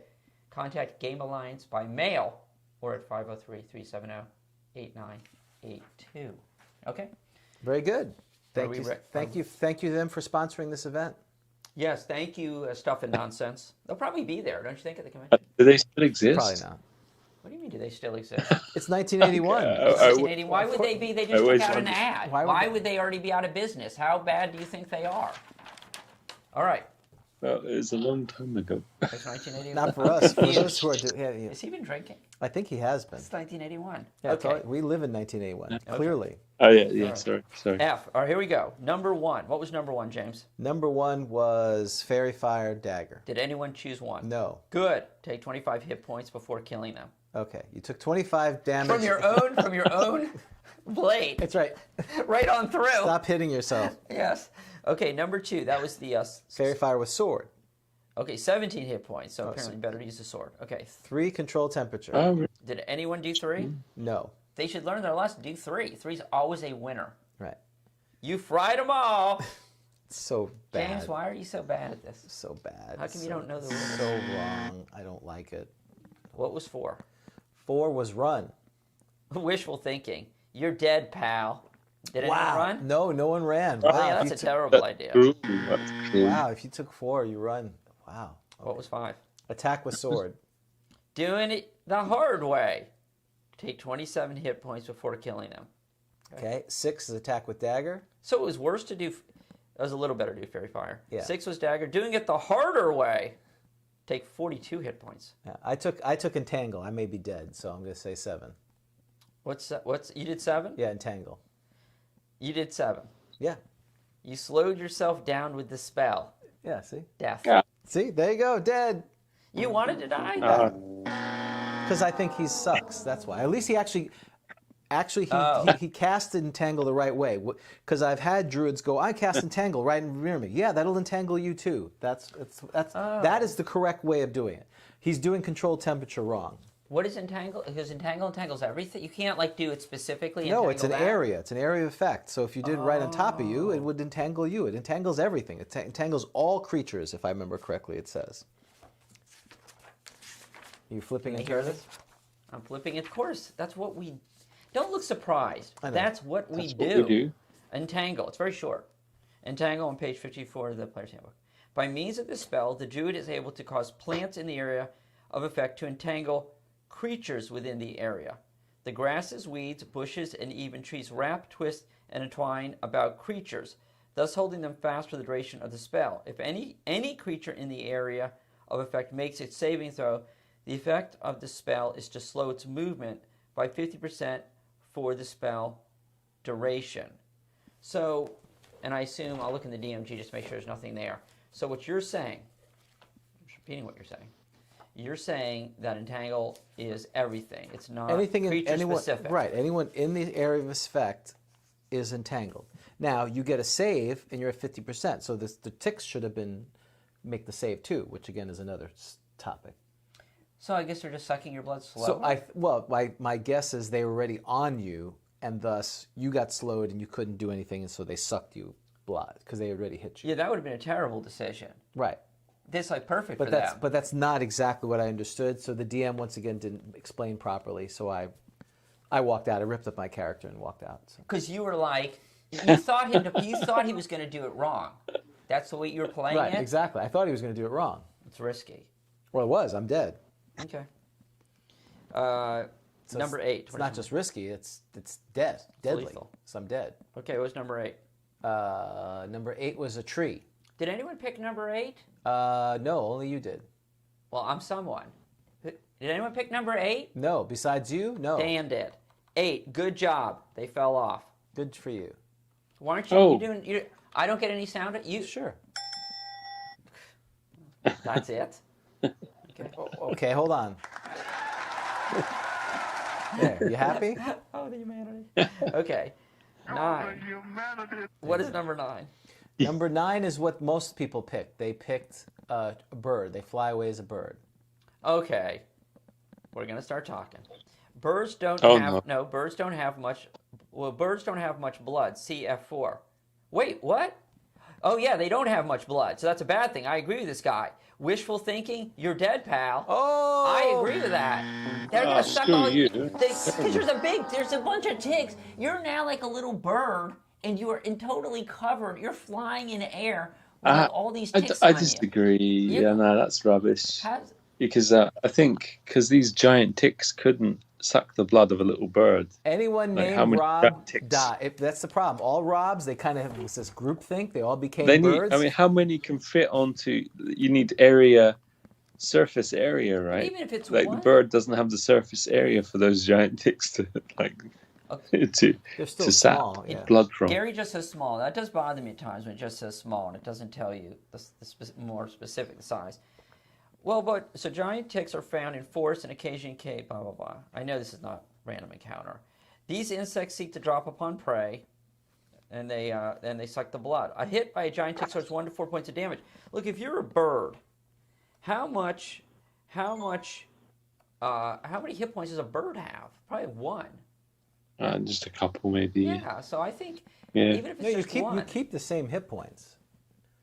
Oh, No, you do? I was Oh, yeah. assuming. I was assuming I could change into a bird and escape. I think that was probably the assumption that most of That us tick's riding you, man. had. Right. Oh, wait, you think you keep the same hit points when you're a bird? So there's a bird and there's a tick riding the bird. Right. You do keep the same. Yeah, I think this is the humanity, isn't it? Yes. This is not.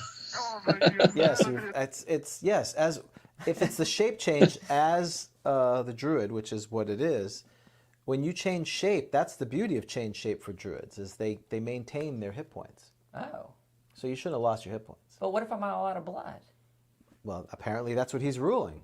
He's Yeah. Yeah, I think it's a bit harsh. I think you should let people run away if they have clever ideas. But anyway, we died. Don't argue the DM. So I see an Don't argue album the DM. now. Pseudo Undead's The Oath of Humanity, and it's got a bird with it flying with a tick on it. Tick on it. The Oath of Humanity EP. So, was I an albatross? Were we albatrosses? Yes, apparently. Yes. Apparently it is. Yeah. What? So we get a bit of a rhyme with the ancient That's mariner right. or something. The dead bird is hung. So 10. What was 10, sir? Bear. Bear. Nasty. Vicious but effective. Lose 20 hit points from ticks, but remove 20% of your wounds for transforming. Yes. So congratulations, Dan. You picked the best one. Tree was a good choice. My concern with tree was they would sit there and wait for you to not be there. But apparently, Right. once you become a tree, they just become disinterested. Bored, yeah. They go Right. back and do other things. Okay. So very right. good. Deadly. Yeah, it's interesting. Yeah, interesting. I'm not sure if I'm happy, but It is. It is what it interesting is. choice. So they're Yeah. your people, Rob. They're your people. They are. These people are Canadians. They're your people. Oh. Oh yeah. I'm half Canadian. Yeah, that's These right. are your people. If you don't like I it, you I can forget. write a strongly written letter to Yeah. Sort John it out Fraser. John to, Fraser. to the Prime Minister of Canada, in British Columbia. He was. Sort it out. I'm sure he's local, the governor. right? To Kelly Villamere. He was local. I'm sure he's someone that Kelly knew that wrote this. Did Kelly edit this? Did he review this? Did he approve it? I don't know. Is Delph approved? It must be Delph approved. It was in the magazine. Well, Delph approved. Yeah. So then it was approved by British Brock. Columbia approved. Yeah. Okay. Well, very good. So we're not going to. We know it's getting late for you. So why don't you take as long as you want. Plugging your podcast, Confessions. What do you do on your podcast? Oh, me? Yes, you. I know. I just talk about the hobby. It's kind of like I suppose it's like a diary. So it's ideas that I have or thoughts that I have about the hobby or the way, things that are apparent in the games and topics within the hobby that occurred to me, or I talk about that. And it's nothing really deep. It's just my ideas. It's more like a sort of a diary, really. Yeah, of ideas. That's all. Well, But we have people come on and we chat and exchange ideas, and that's pretty much what it's about. yeah, they're part of the Anchor community, so people can basically voicemail in. It's kind of like using the old voice recorder. They can do that. So we will put a link in our show notes. So Rob, of course, you always have an open invitation. We also need to get you playing again. We had a lot of fun the one time we played with you. We had a good It's been a time. while.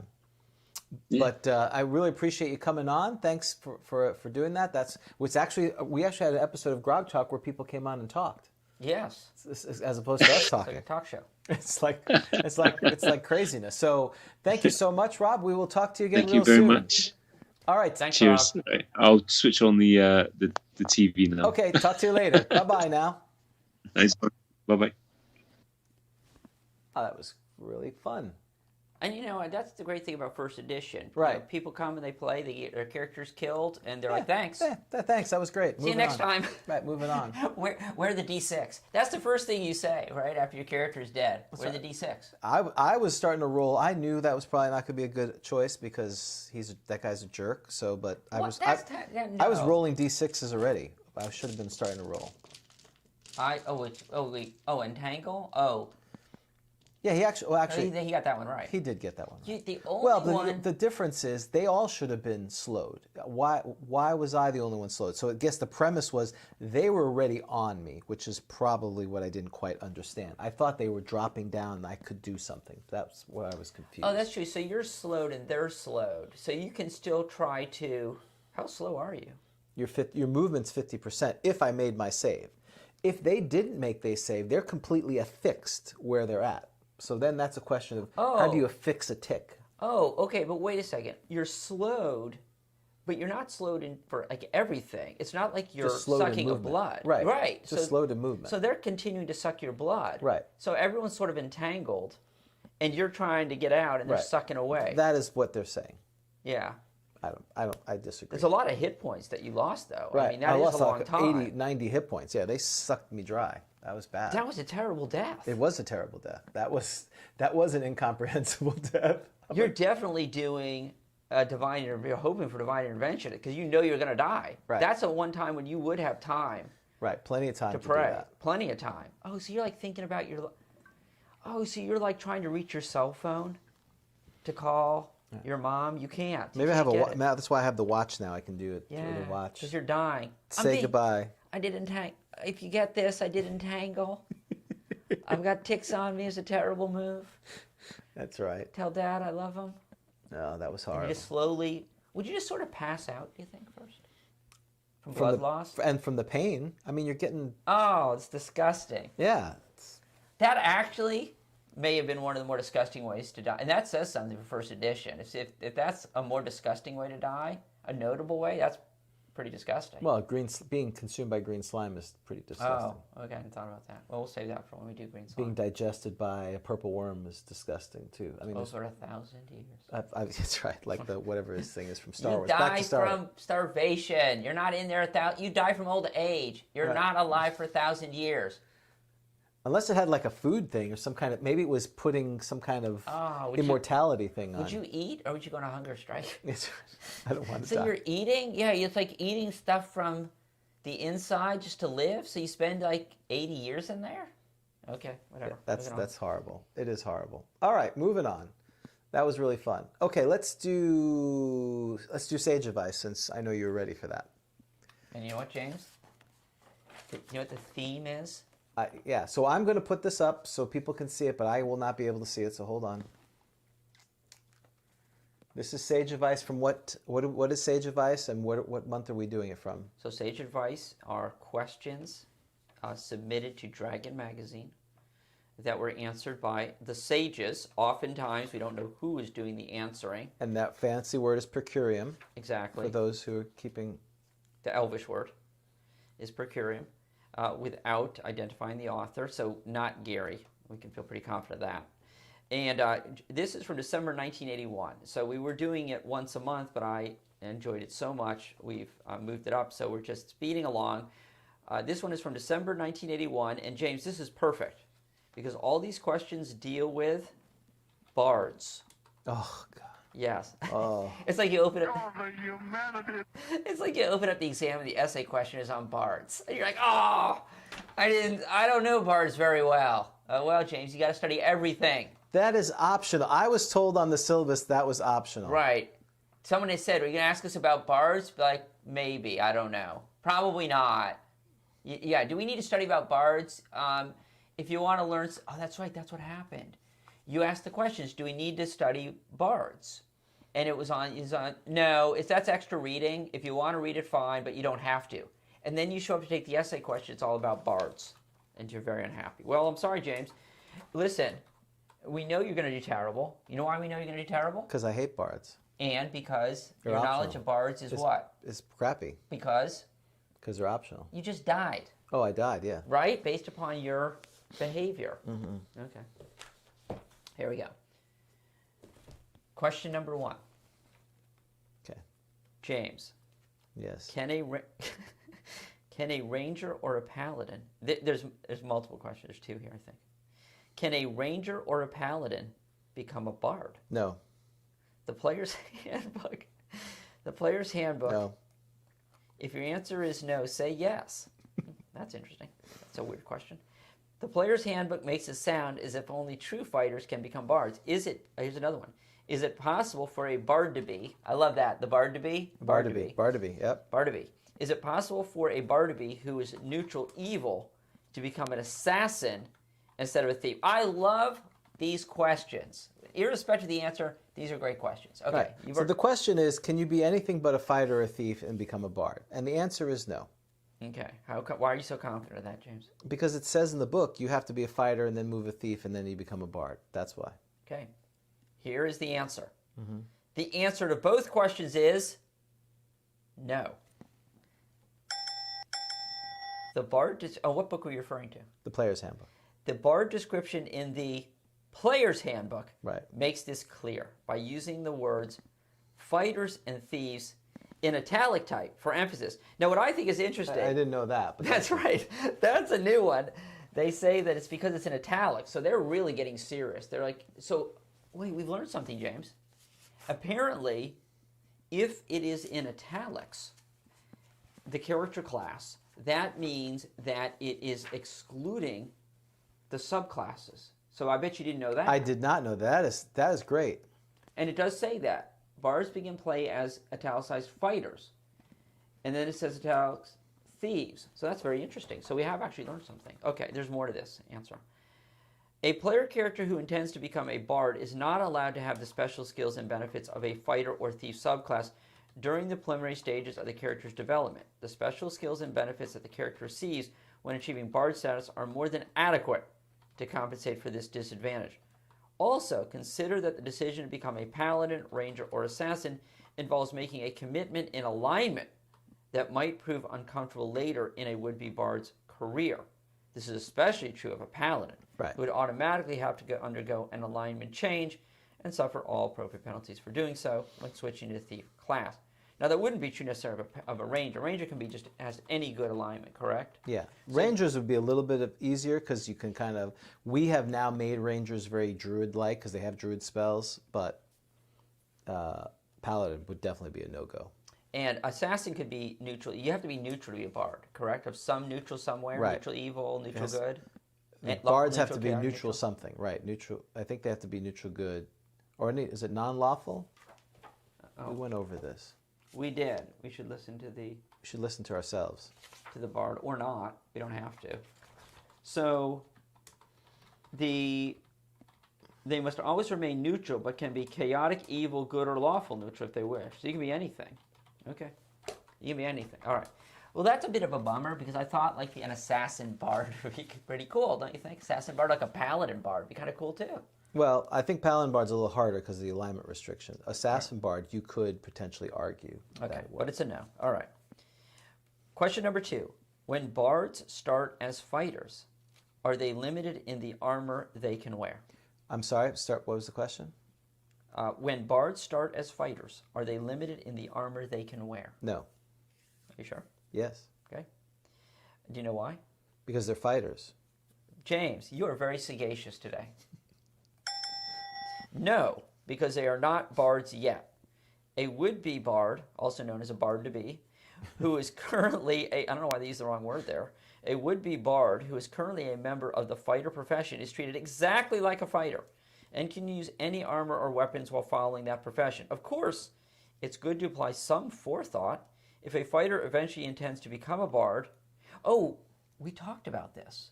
There is foresight. Do you remember what the foresight is, what you should think about? Think weapon proficiency, sir. What weapons should you choose to be proficient? I don't mean specifically the weapons, but you should be training toward the weapons that a bard can use. Because I guess you have to stop using them, right? You lose. Yeah, you can't use other ones, if I remember correctly. That's so strange. And it would be a good idea to find a suit of +1 chainmail during the fighter phase. Well, that's a different issue. And tuck it away in a safe place during the thief phase of the character's development. Okay, so yeah, so you do need to be thinking. You have to play the long game, apparently, James. Wait, so that's like your mom's like, what? Are you you picked that as a proficiency and you want to be you idiot. Right. Okay. Don't pick the two-handed sword, I think, is a problem. Something like that is probably not good. Okay. Oh, and there's apparently, I can take our cans off, by the way. We don't have to listen to this Oh, thank you. if you want. Okay. According to the player's... Wait, what is this? A bard is permitted to wear magical chainmail and carry a bastard sword, but a thief, it's just gone. All right, never mind. There was more to this answer. Oh, there it is. Yeah, but a thief cannot use either. Oh, I'm sorry. This is the start of the next question. It wasn't bolded. That was confusing. Okay, question number 3. James, according to the player's handbook, a bard is permitted to wear magical chainmail and carry a bastard sword, but a thief cannot use either. Can a bard employ these things while using thieving abilities without penalty? It's a good question. Well, the bastard sword, I don't know if it matters, but the chainmail, that's a problem. Wait. I want to talk about it. It's magical chainmail. Yeah. So I can't use, because it's clinky, so I can't use Right. even magical armor. It's got to be leather. I can't use magical armor as a thief. You can't use magical metal armor. You can't use anything. Well, Right. Are we talking about the core books, or are we talking about the book that shall not be named? Because they allow for some things. We're that talking about the core books. The core books say you cannot do your thieving things in anything other than leather. Right, even if it's magic. Okay. So what would you say? Can a bard employ these things while using thieving abilities without a penalty? So a bard is permitted to wear magical chain, mail, and carry a bastard sword. The answer Can a is bard employ these things while using thief? Why can't you carry a sword? I don't know about the sword, but the chainmail would be a problem if he's doing thieving skills. So I'm going to say no to both. Okay. Yes. Assuming, of course, that the bard has attained proficiency with the sword. Well, that makes no... I mean, obviously, Yeah. Okay. you can use a sword while thieving. I mean, I You I said- can't pick pockets because I have a sword. Well, the backstabbing would be the thing you'd have to say. Could he backstab with it? And my answer would be yes. If you were proficient in it, then yes. One of the significant... Well, actually, no. I would say no, you couldn't do backstab, because backstab, it says the specific weapons that you can do as a backstab. It says, I don't know if it's any sword or it just says sword. If it says any sword or sword, then you could use a backstab. But you couldn't backstab with a halberd. Right, but that's a backstab issue, not necessarily like a thief skill Correct. issue. Well, backstab is a thief skill. Well, I understand, but it's like a sub thing. It's not like generally thieves can only do Yeah.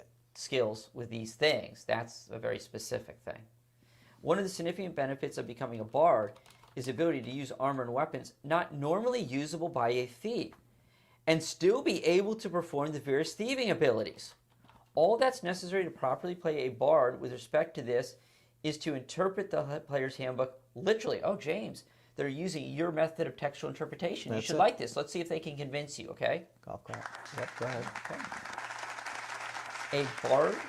A bard is able to use any of the armor and weapon types listed as permitted to the class. And a bard is able to function as a thief of the level which the character attained while pursuing that profession. Nothing in the description given in the player's handbook puts any limitations or restrictions on either of these characteristics. The bard is an exceptional character class for truly exceptional characters who are able to attain and accomplish things which are beyond the ability of, quote, oh, this is rude, quote, normal characters. This is going to generate a lot of look at you, I can see it. This is generating controversy. Ooh, yeah. This is an interesting. So he's saying they could if they could wear magical chainmail, they could perform their thieves things. Is that what they said, or just the sword? The question was about magical chainmail, but what's interesting is it sounds like it's any armor that the bard can wear, because the magical chainmail, the answer was not about its magical nature. It seems to be, so the sword seems to be, if you've attained proficiency with a sword, you can use it. That to me is just, that's an easy one. I mean, why can't I'm holding a sword, I can pickpocket. Right. I can climb a wall probably if I have a sword. Exactly. That's not a big deal to me, right? But what this says, you're able to use the armor and weapons not normally usable by thief. This doesn't say magical. This says if you can wear the armor as a bard, you can wear that armor and engage in thieving skills. Yeah. Well, I disagree with them, but I'm wrong. Well, it's... And per the per curiam people. But this is not canon. This is just sage advice. I understand that. But Okay. Excuse me, Go Delicious, I know you're chomping. I'm like, that's strange. Why are you fondling Go Delicious and the gnome? You're getting a book. You had a I'm going to grab a book look to you. Yeah, because my player's handbook is in the bag, because we actually, I know, But this has got the cool cover. I know, this is the newer one. It's still legitimate, it's 83. I have plenty of players' handbooks for the poor fools who say, yeah, let's play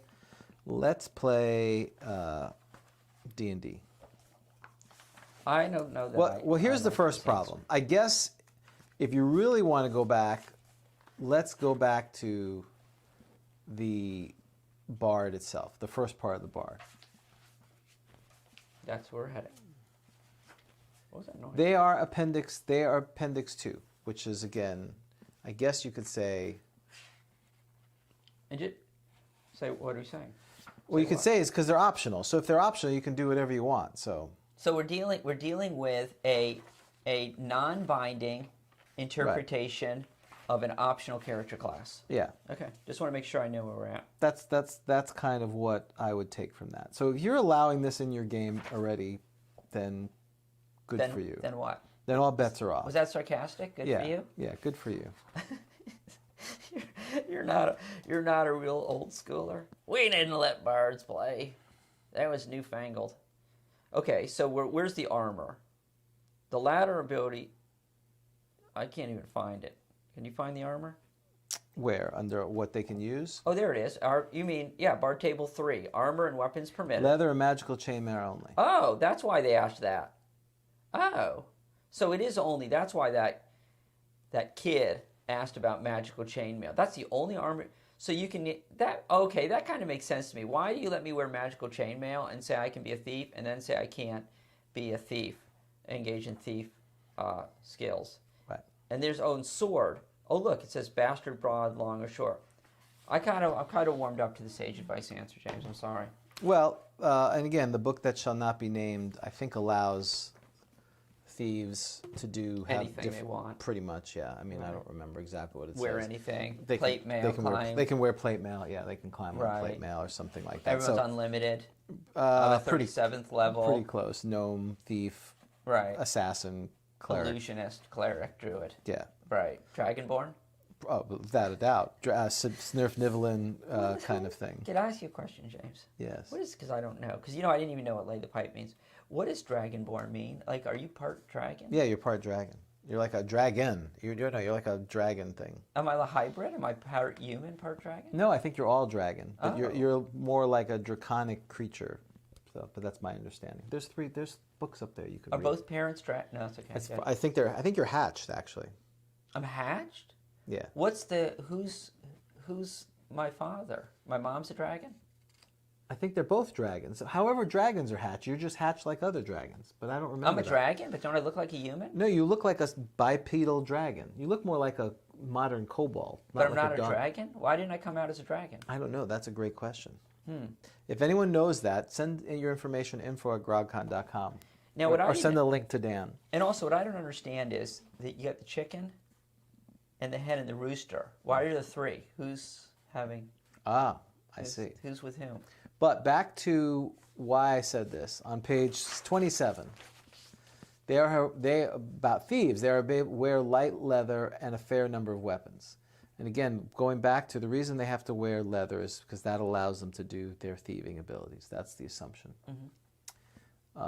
But they also didn't give at the time benefits for if you didn't have armor. So, which again, the book that shall not be named had that as well. You just can't do it. I mean, you can wear other armor. You just can't. I think, No, you're not allowed to wear armor. Well, you're not allowed, or just can you not engage in thieving skills? Like, if I put it on, what happens to me? I burn up. So the other thing you could look at is multi-class, where they talk about the restrictions. The only restriction that is enforced under multi-class is the leather for thieves, if I remember correctly. Blah blah blah blah blah blah blah blah blah blah blah blah. I wanted to look at back stuff. Under Cleric Thief, page 32, as with all thief class combinations, however, any functions as a thief are under the restrictions of the class with regards to armor. Only leather and no shield. Okay. And just to let you know, James, backstabbing is the striking of a blow from behind, be it with club, dagger, or sword. I almost thought club was funny. Right, so you could technically, if you sword is the generic sword, they could use a two-handed sword if somehow you were proficient in it. How is it a stab if it's a club? James PHB is weird. Box text. Yeah, well. This is not my PHB. I bought these extra ones for players so that they could roll up their characters and then 20 minutes later die and then leave. Right. So I have extra ones. Okay. That's All pretty right. nice. So, all right, let's keep going. All right, let's keep going. Yes, because we got time is wait. Okay. James, a bard is limited to the use of certain weapons. Okay. However, is it possible for a bard to use a weapon he was previously trained in, for instance, a bow, perhaps with a penalty involved? Well, anyone can use anything with a penalty. Yeah. I mean, not any. I can, right? I mean, Well, no. If you're. Oh, no, if you're right, you can't use it. If you're prohibited, you can't use it. you're right. I'm sorry. There's two categories. You can use it, and you're proficient. You can use it, and you're not proficient, and you can't use it. Okay, so this is a good question then, because the bard was limited to certain weapons. Let me go back to that. We should have done this during our. Craig podcast. is ready, by the way. So we got one. Let's do one more. Maybe he'll want to be with us on Random Encounter. Okay. So yeah, there's limited weapons here. So what do you think? Oh, for, what are So the you weapons? were a fighter. No. So can you use it with a penalty? Do you lose the ability? You trained as with a fighter, Right.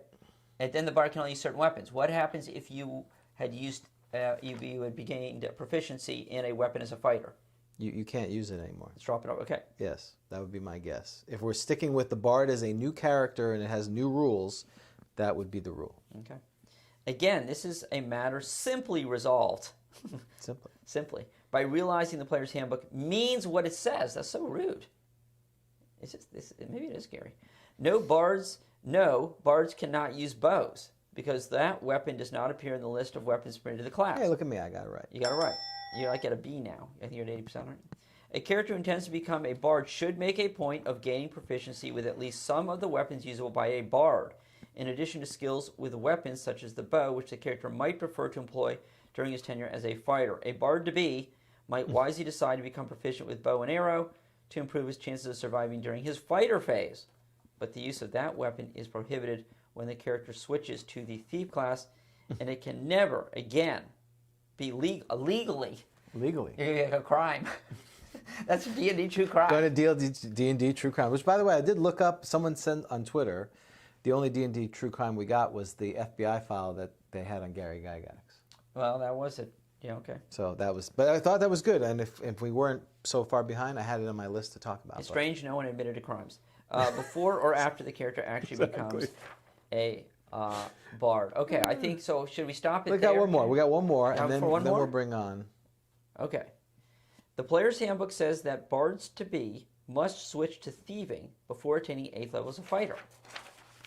A footnote on page. This is my kind of question. Yeah, rules AF. This is good. This is perfect. It's in your wheelhouse.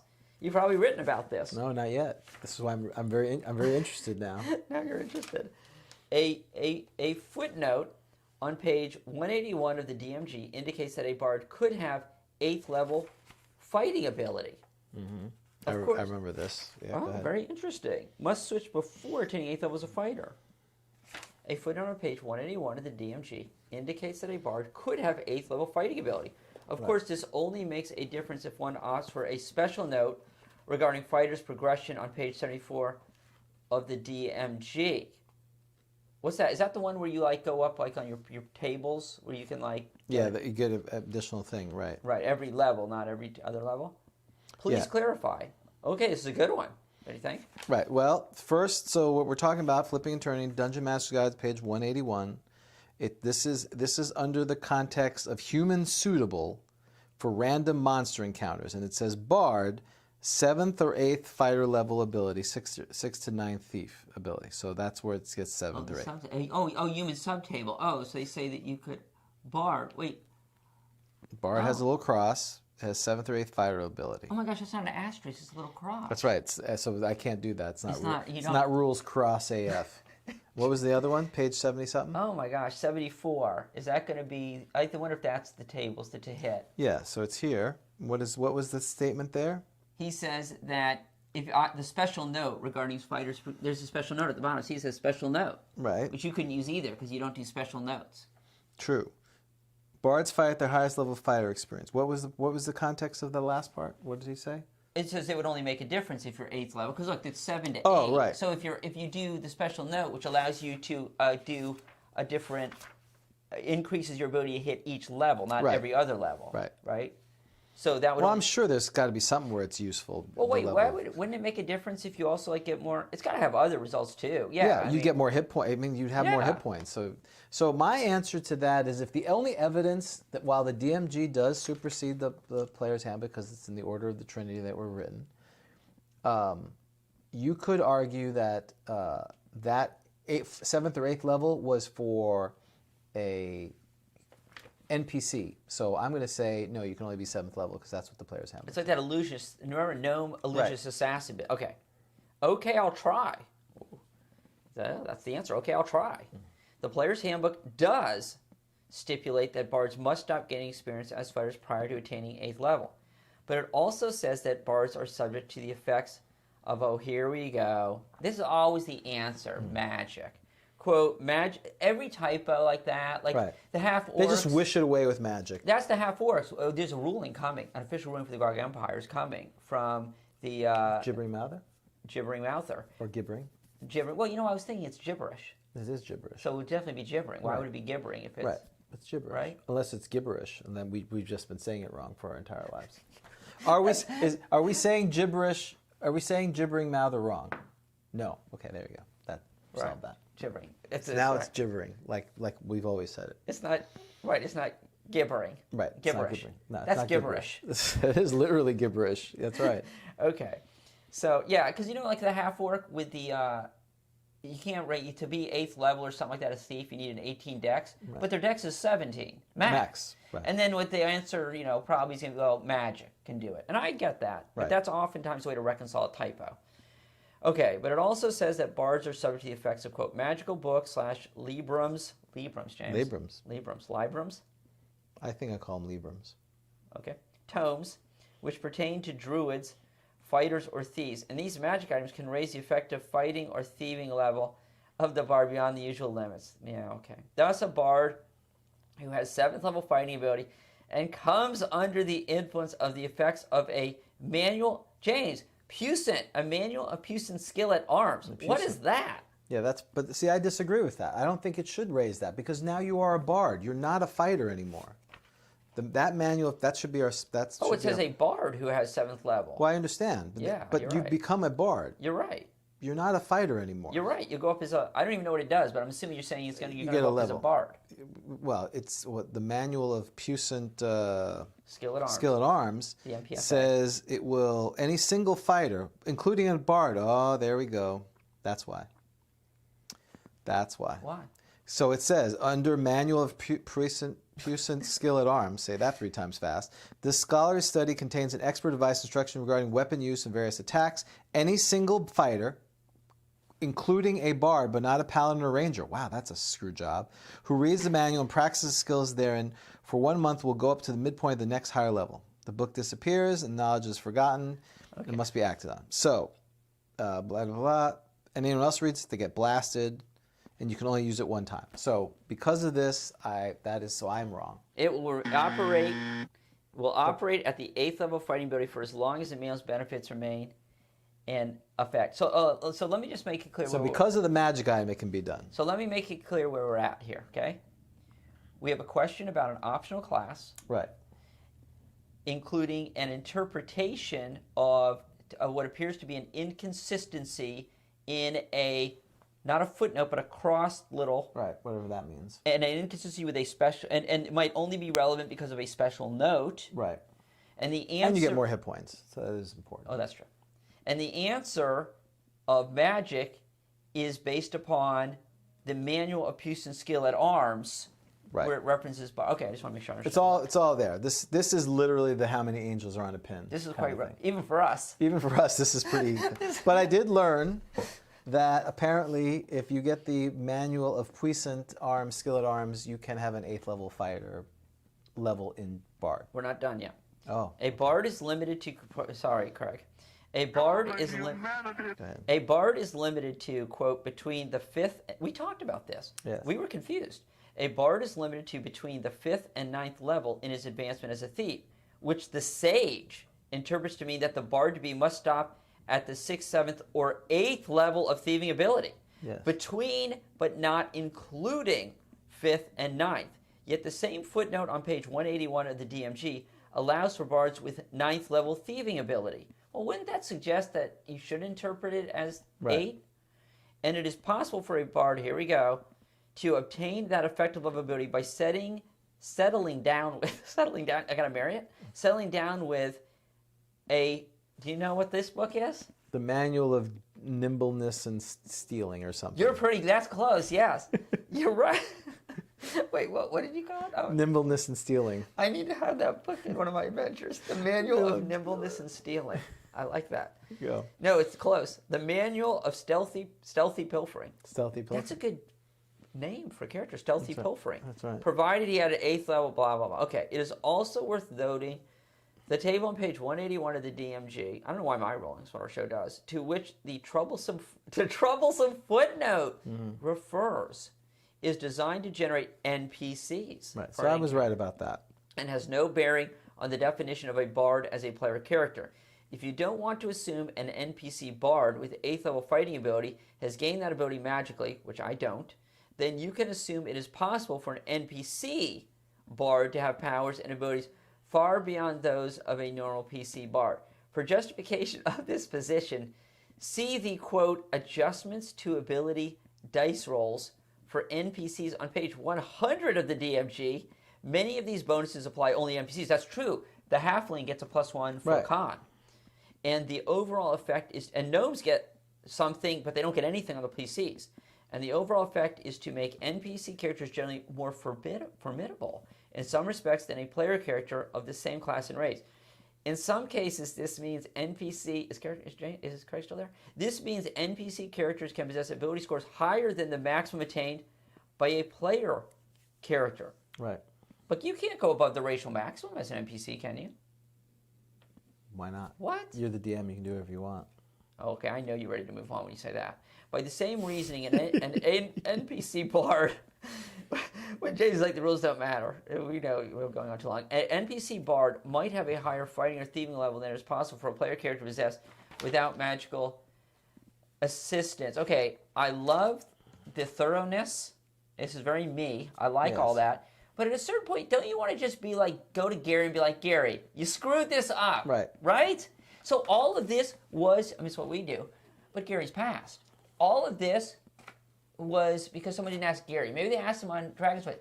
It's just a screw up. It's an enormous book. It's not his fault. To me, it's two things. That footnote, the cross one, is for NPCs. If you get one of these manuals and you had maxed out, I would give you the level because it says you allow it. That's because it allows that to happen.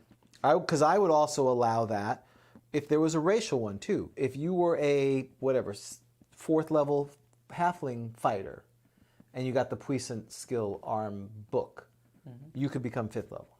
Okay. Because that's why it's a magic. Even if I'm, but it's just for a limited time only, isn't it? You can only do it one time. Do you keep it? Do you keep your level?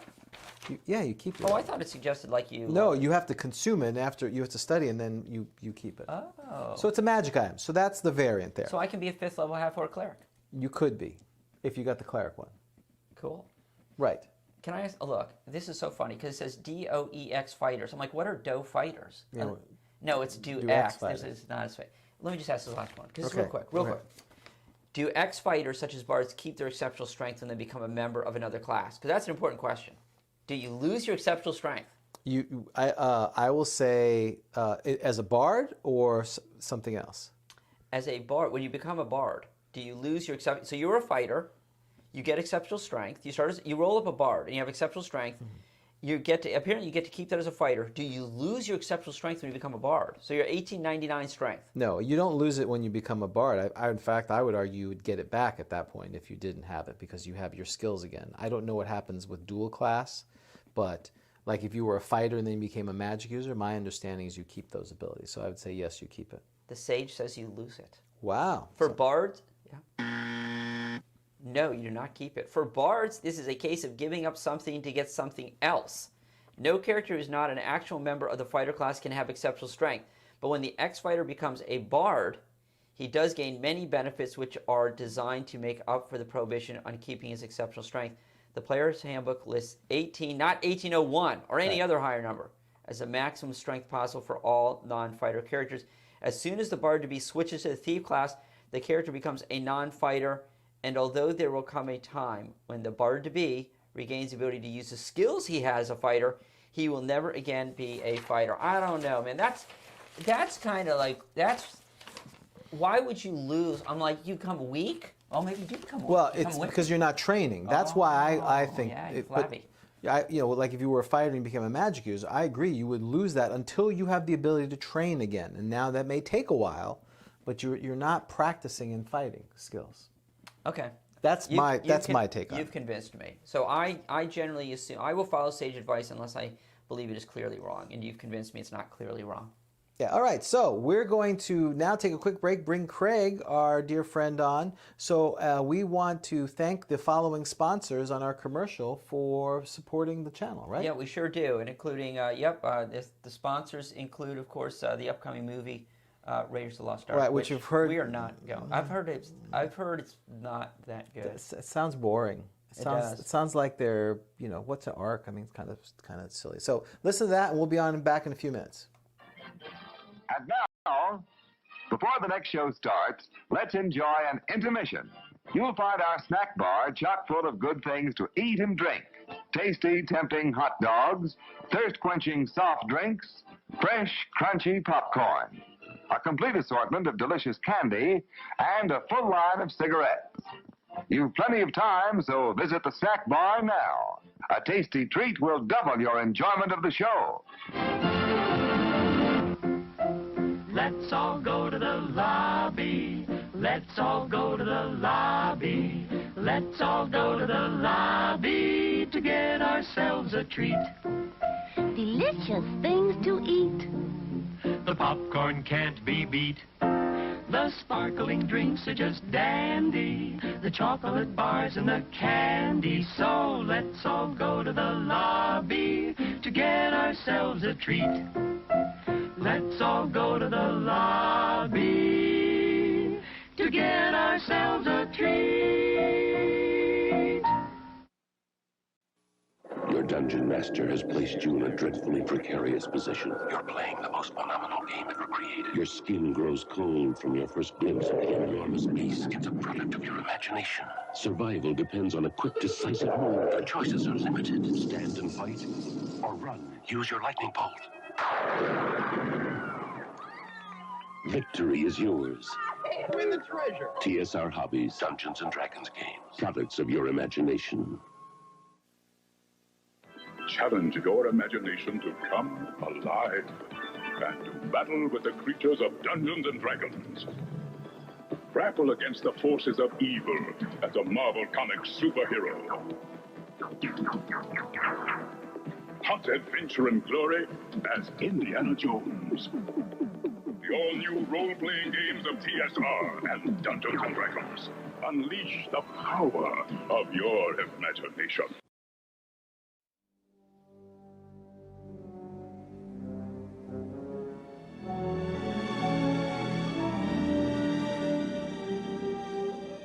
For nearly 3,000 years, man has searched for the lost Ark of the Covenant. The Bible speaks of the Ark leveling mountains and laying waste to entire regions. Not something to be taken lightly. No one knows its secrets. Jones, do you realize what the Ark is? It's a transmitter. It's a radio for speaking to God. An army which carries the Ark before it is invincible. The Ark, if it is their Eternis, then it is something that man was not meant to disturb. It is protected by forces beyond imagination.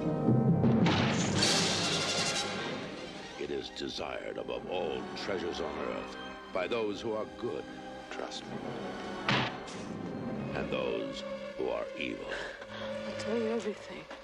Yes, I know you will. Raiders of the Lost Ark. Let her go.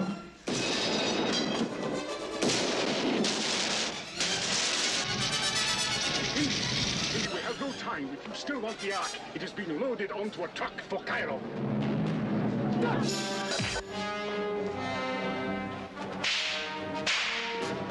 Raiders of the Lost Ark. A film from Steven Spielberg and George Lucas.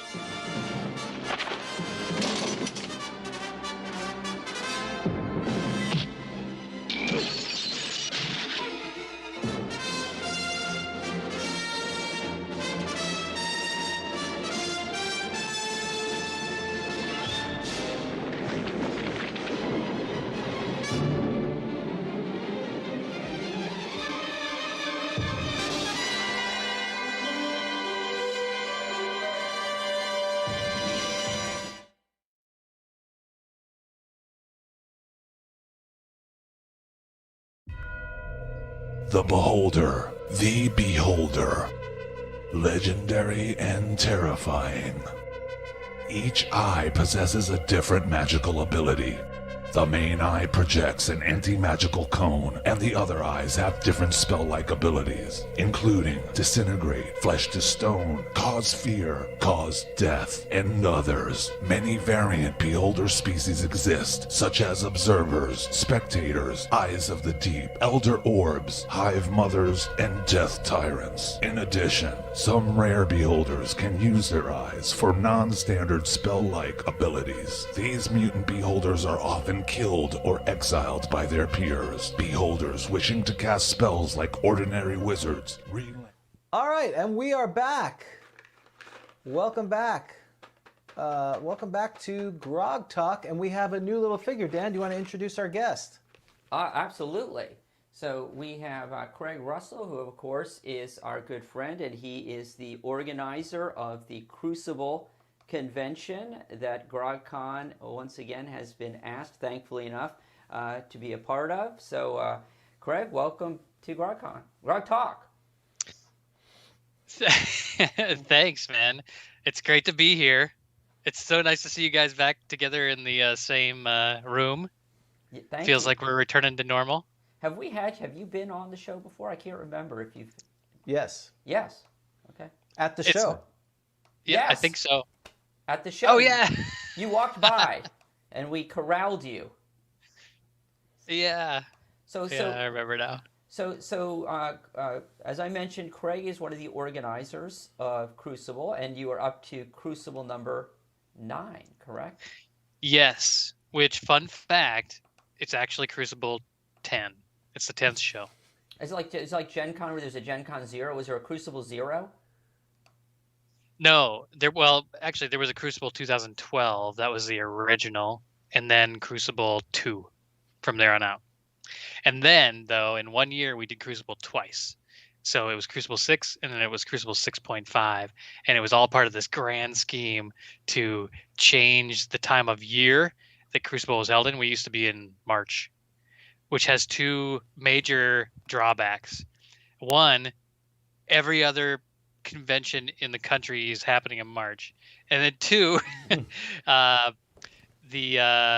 including GaryCon, including Adepticon. It's like everything that we do is kind of like subsumed by other bigger, more established cons. And then number 2, Leap. Sorry, what am I trying to say? Spring Forward happens then. Yeah. Oh yeah. Oh yeah. I've done it. I ran an 8 o'clock game at Daylight GaryCon. I ran an 8 a.m. game at GaryCon. It was Spring Forward, and so it was 7 a.m. And needless to say, not many people showed up to my game. Yeah. We were tricked 1 year by the hotel. They were like, well, we got this weekend open. And I'm like, really? Okay, we'll take it. And then we got to it. This is actually Crucible 2. And that year we decided we were going to try and go 24 hours. It was going to be great. We're going to go all night long and all this sort of thing. And what we found was that, and it was at the convention itself, we realized it was daylight savings time. And so Saturday tournaments ended. This is back when we were just miniatures. We had the heats for this one particular tournament that we ran ended at like 4 o'clock in the morning, and then we were like, okay, and they'll start again at 8, which is 3 hours from now. And so everybody who was playing till the last minute to try and get in, if they got in, had to then turn around with basically 2 hours of possible rest and play another 3-4 rounds. It was ridiculous. And it was that day that I realized a 24-hour convention was not something I wanted to do anymore, and I would never hold it over daylight savings time. So ever again, I'll never be fooled again. Sounds like, James, we were smart to hook up with Crucible when they were like 8 or 9, right? As opposed to the early years. Right, because Crucible 2 would be up 24 hours a day and some other craziness. We're too old for this. So Craig, why don't you, because our audience is about first edition, old school games. Can you explain what Crucible is? You did a little bit of the history. What do you hope to accomplish with Crucible? And then we can talk about how we joined you with this. Well, allow me to wax philosophical for a moment. So the entire concept of Crucible from the beginning was started because there used to be a gaming convention, again, focused around miniatures at the time, that was an annual event in the area. Everybody loved it. The organizers got worn out and decided to take a little bit of time off. And what I've found is with conventions is you take a little bit of time off. It basically means it's dead. Yep. So because you find out, it's like, oh, that's right. This takes a lot of work. And so a buddy of mine and I, Chris Cuevas, were sitting around, and I said, we don't really have a convention like that anymore. We should just start one. And so we did. And I've always told everybody from the beginning that the purpose of Crucible is to provide a flag on the hill. That's how I always describe it. An annual rally point for the gaming community, that no matter what happens in your local gaming area, if the game you love is kind of dying out, or maybe some of the people have splintered off, or maybe a major organizer kind of left and the community has kind of collapsed, you still all have all these toys that you want to play with. You have a chance to get together with a bunch of people who love the hobby that you love as much as you do, and play for a weekend and get your batteries recharged. It's amazing. You think you walk away from the convention like completely drained, but I always walk away fired up. I'm like, yeah, let's play some more games. So that's what we've always tried to keep the convention focused on. We don't really make much of, we make an operating profit, right? We make enough to keep on going the next year. We're focused on just gaming. And providing gaming opportunities for everybody. And about 5 years ago, I took on the passion project for myself of adding RPGs and board games to the convention. My partner in all this, Tim Wright, is involved in all this too. But this is just something that really fired me up, because I've always played RPGs, and there was nothing in Central Florida for it. We have other conventions around here, like pop culture conventions and things like that might have gaming in it, but it's not the focus of the con. You're kind of there with, maybe you go to the biggest one in the area, which is MegaCon. There's 40,000 people there, of which a few people are gaming, and they've arranged for a room for gaming. And I'm not trying to put that con down at all. I'm just saying that's not their focus. It's all things to all people, geek related. Right. This is all we do. And so, Yep. Go ahead. So this. Well, I was just going to say. So, before we met Craig, so our history is, because exactly what you said is that's how Dan started the local group here, because he would go every year to GaryCon to play First Edition, because that was pretty much when you got out of the deep freeze, right? And you're like, we're playing every year. You wanted to start something. You started the local group through Meetup. And then we decided, hey, let's build a con, because that's really cool. At least once a year, people could get together and do that. And so, Dan, how did you find Craig? Is because we stupidly thought, oh, we'll do our own con. How hard could it be? And within 35 seconds of announcing that, like, oh my God, this is a lot of work. This is craziness. And we were going down this route. It was almost like we had a suicide pact that we're going to keep going down this way, and we kept going. And fortunately, we ran into Craig. Yeah, we were very fortunate to run into Craig, because it allowed, Craig, of course, to be honest, he's doing all the heavy lifting, finding the location and the stuff we probably weren't very thrilled to do. If I recall, Craig, I think that we met on Facebook somehow on our First Edition site. There'd been, I don't know, right? Something had come up about a convention, your convention, and adding role-playing, and I remember I had said, look, I might be interested. I don't remember if you recall, but it was something, it was certainly Facebook, I think. It was. It was on the First Edition AD&D group. Yep. And which is a great group. Wow, so many great names you see in there from, legacy from the from our past, from the D&D's past and all that sort of thing. They cross over across there, and so many great people. And actually, even though I don't have my opportunities to play AD&D nowadays are limited. I still play a lot of D&D, but that group more than anything else kind of keeps me inspired and going forward, because it's that old school kind of mentality. And I'm not trying to sound too grognardy, which I probably am in a safe space here. Space to be grognardy. But I think that the way that the game was originally played is a guidepost that everybody should kind of rely on. It's what made it popular to begin with. And though the game has certainly evolved over time and people have can play the game any way they want to. The kind of crucial parts that you always think of as being AD&D, you know,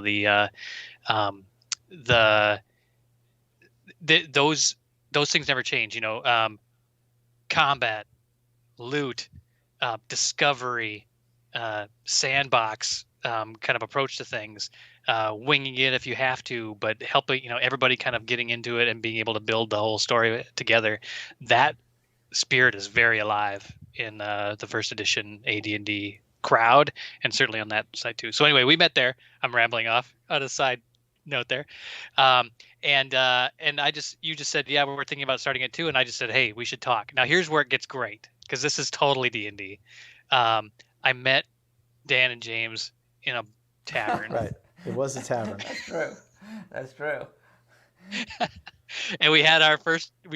Our party came together, and we discussed what kind of adventure we were going to go on together. And luckily, we all got along really well, and I think we still all do. And you know, it was born and went forward. I didn't really know what to expect, honestly, from you guys the first year, because I'm used to when new organizers kind of come in, I'm used to kind of helping to kind of shepherd them. Hey, do you guys need this? Have you thought about this? That sort of thing. But you guys came in with a pretty good idea, exactly what you wanted to do. And then when Grogcon actually took off, I was like, oh my gosh, you guys put a lot more effort into this than I ever expected, with all the you know, with the Dwarven Forge tables and the all the different OG role-playing games slots that you had posted, the guests you brought in. Carlos Leising is such an awesome guy, and I would have never met him if you guys hadn't brought him down. Gosh, such a great time, and more than anything, and I'll say this for the Grogcon folks out there who haven't attended in the past, the Grogcon people were having the most fun at the convention, at least on the role playing side. The Blood Bowl people on the miniature side have a ton of fun, but but on the role playing side, you guys were absolutely having a ball, and I can't wait for you guys to come back. Well, thank you. No, it was a lot of fun, and you were so supportive, and we can't wait. I was energized too at the end of it. It was exhausting, but then when I was done, I was energized. Well, a week before you said, I'm never doing this again. This is the end. Correct. And then literally as we're leaving, you were already giving ideas for the next time. Yeah, I'm a little manic. No. You know, right? No. Wait, hang on, is Dan manic? No. I'm not You got manic. a minor no. I'm not manic. So, and also, in the good news, Craig, there is not only old school. Now, obviously, this is most our listeners, of course, can be old school people, but there's also 5th edition, right? I mean, Thomas Valley, right, does 5th edition, right? And Thomas, for those of you who don't know, Thomas, he's the webmaster for GaryCon, right? But he lives here locally in Central Florida, and he runs 5th edition. You have a lot of 5th edition gaming going on as well, right? Yeah, that's actually probably our biggest section. You know, no Not this big year. This surprise. year we could eclipse them. Will we eclipse them? This year. Yes, but. Yes, but. Interesting. We'll be killed in the process. We'll be killed in a car accident on the way home. That's right. It'll become the memorial thing.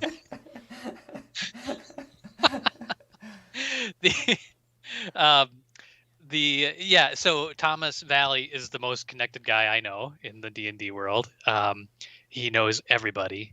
And yes, he's the webmaster for GameholeCon. I believe he actually organizes the whole AL Adventures League gaming slate for them as well.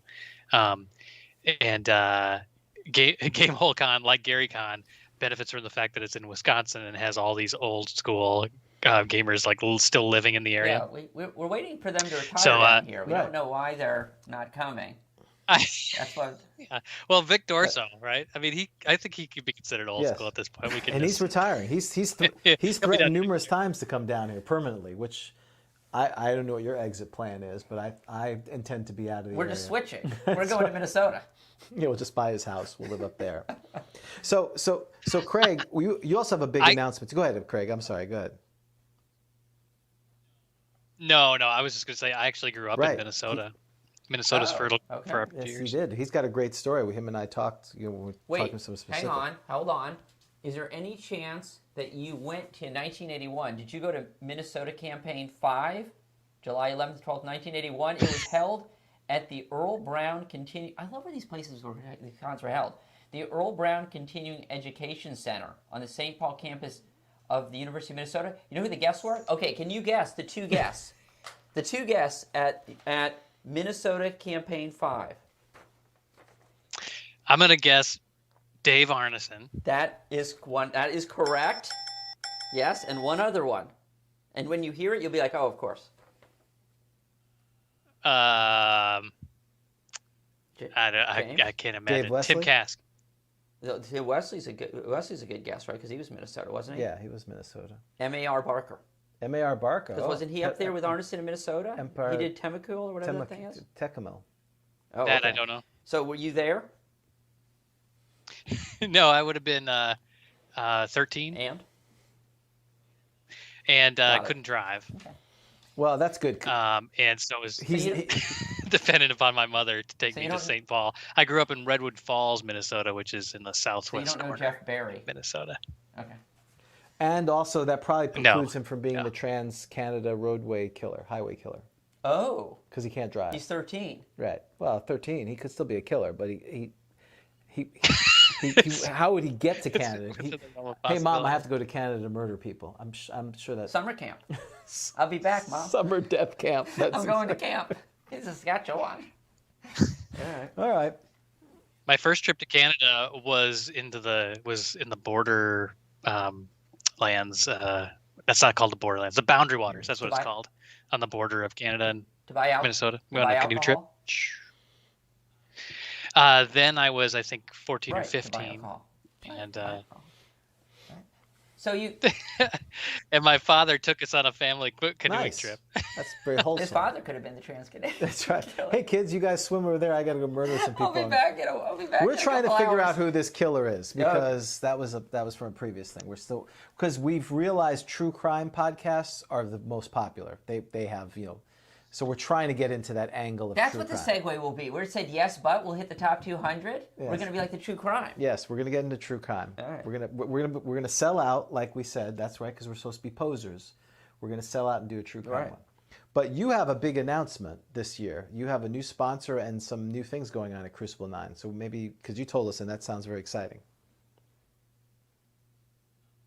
And actually, you just broke up there. You said you have a big. You're welcome. Okay. I said. Thank you for asking for clarification instead of just assuming and answering. Yeah, you have a big announcement that this year you have a new sponsor and you have some new things happening at Crucible 9.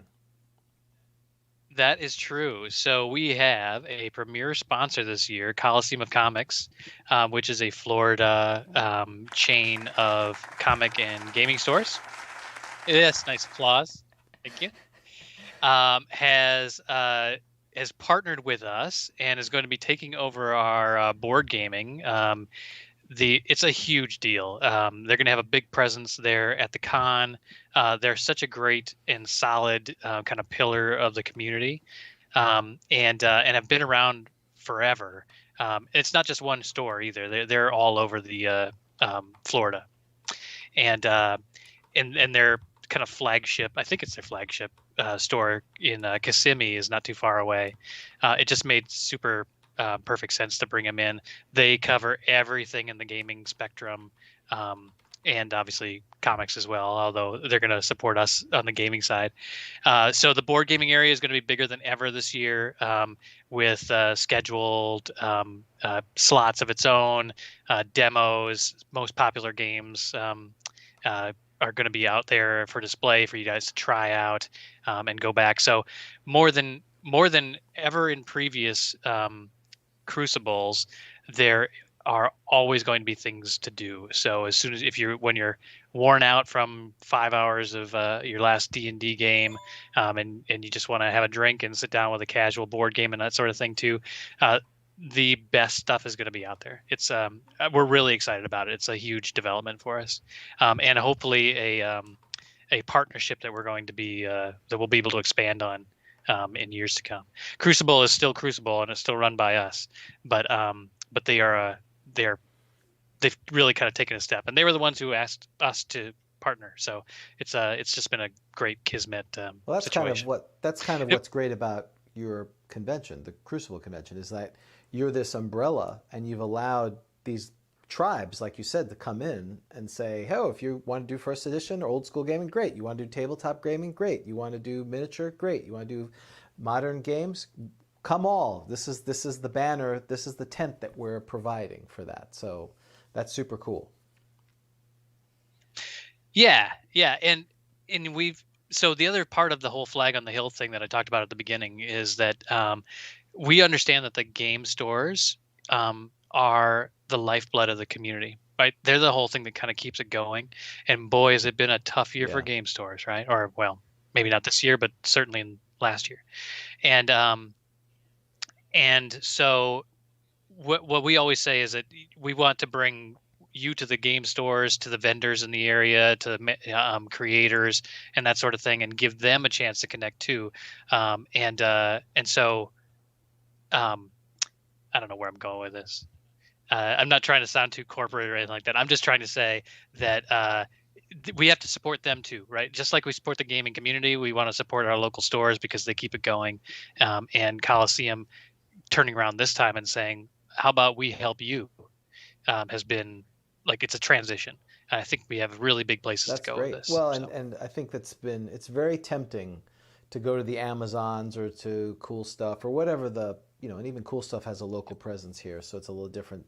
I'm sure there's plenty of things in getting, or eBay or whatever the case may be. But if you don't have a local store, when we started, if we didn't have Sci-Fi or Campus Cards and Games, we probably wouldn't have met, because I'm sure, Dan, would you want 8 complete strangers going to your house playing D&D? No. And after having gotten to know all of you, that seemed like that was a good. My intuition was good. And in fact, to this day, I've never been to your house. Mm-hmm. I've noticed that. That's right. I'm just saying. And? You've been to my house. Somehow Right. I've lowered my guard, but yeah, okay, very good. But don't you live in a hobbit hole or something like that? It might not be the best place to visit. Actually, it's called a gnome burrow. Yeah, with lots of wild animals. And cats. Many cats. Lots of cats. Feral cats there. So, so the price for us.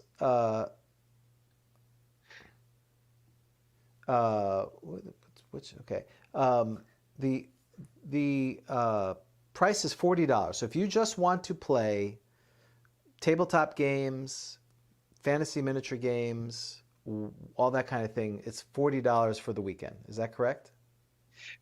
Well, let me clarify that a little bit more. It is a general admission pass is $40, and general admission passes allow you to play all the RPGs, any RPGs, and board gaming.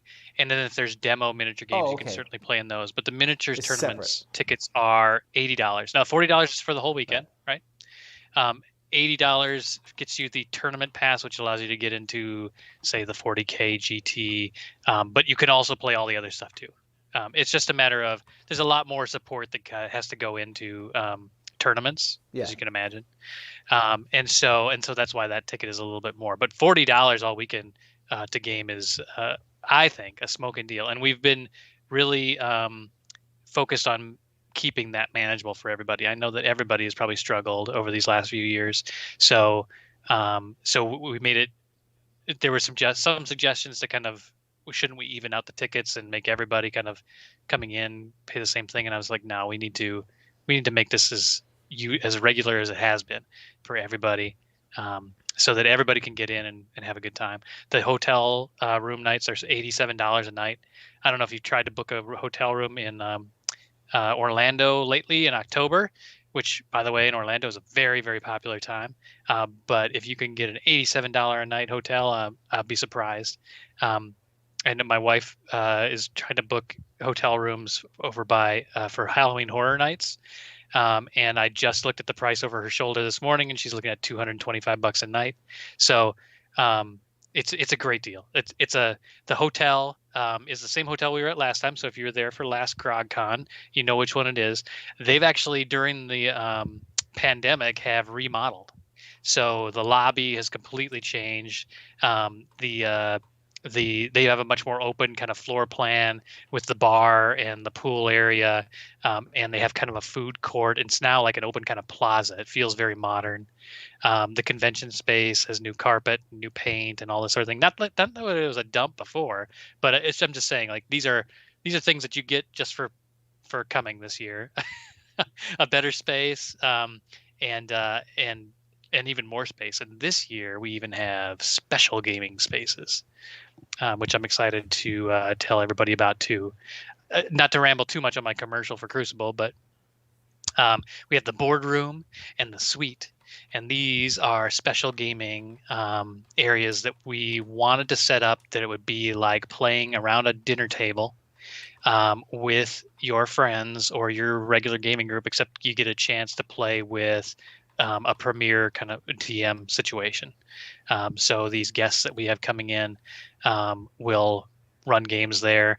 Some of them may charge a premium price for it, but it'll be worth it to be able to sit around a table and there'll be snacks and drinks supplied. It's just going to be a great time. So I think those will be highly sought after spots. You just don't get many chances to have a private game with a content creator ever, right? Unless you know them personally.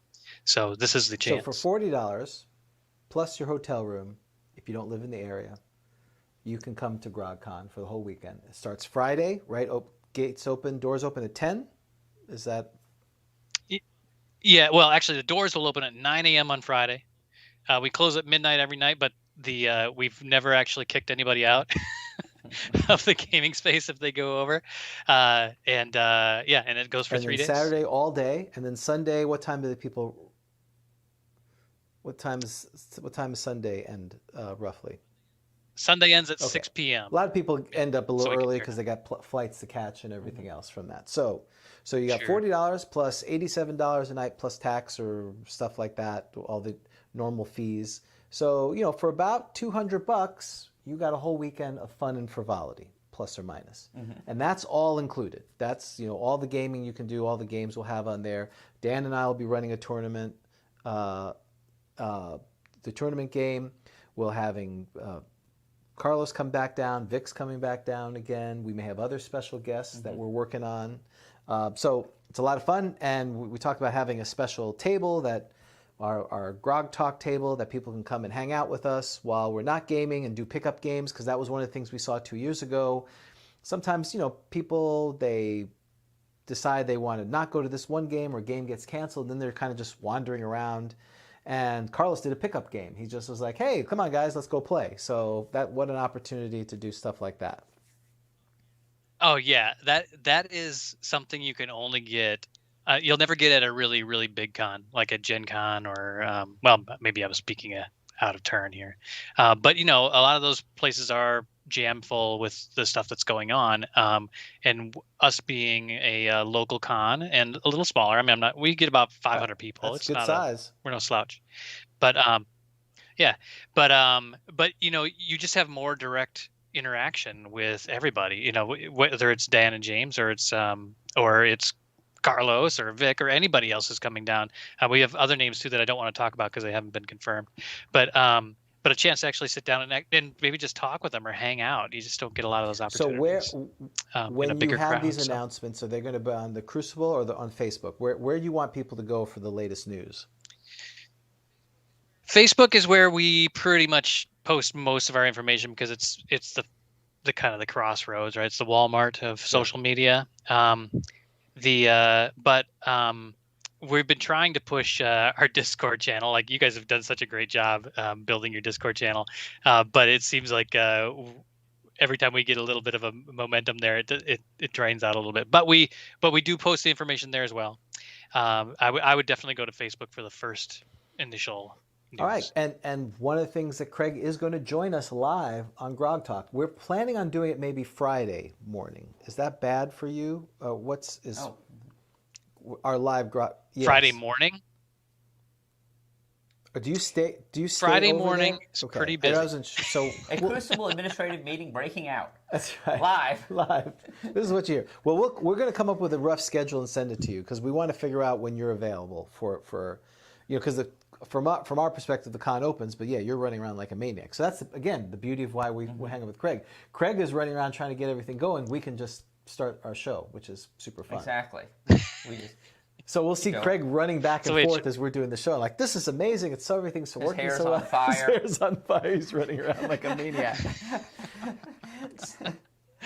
Well, Yeah. Yeah. Well, so go ahead. My times that I have time is usually in the evenings, honestly. But we'll figure it out. I know we'll. Okay. Find a Well, good the spot. other thing is, I would like to talk about maybe. So, do you get there Thursday? You're going to be there Thursday evening? You stay over there? Yes. Yep. I'll be there Thursday. So maybe all we day. could do like an evening event, Thursday kickoff meeting, like kind of like they do at GaryCon, right? Don't they have like a dinner or something, or an event in the evening, Thursday evening? Sometimes there were informal events. I Yeah, believe. that would be an informal kind of thing. So maybe we could get one of his private rooms that before they're used. I don't know when they're available. And we can just have a little shindig. The Grogtalk Lounge. Grogtalk Lounge. Hey.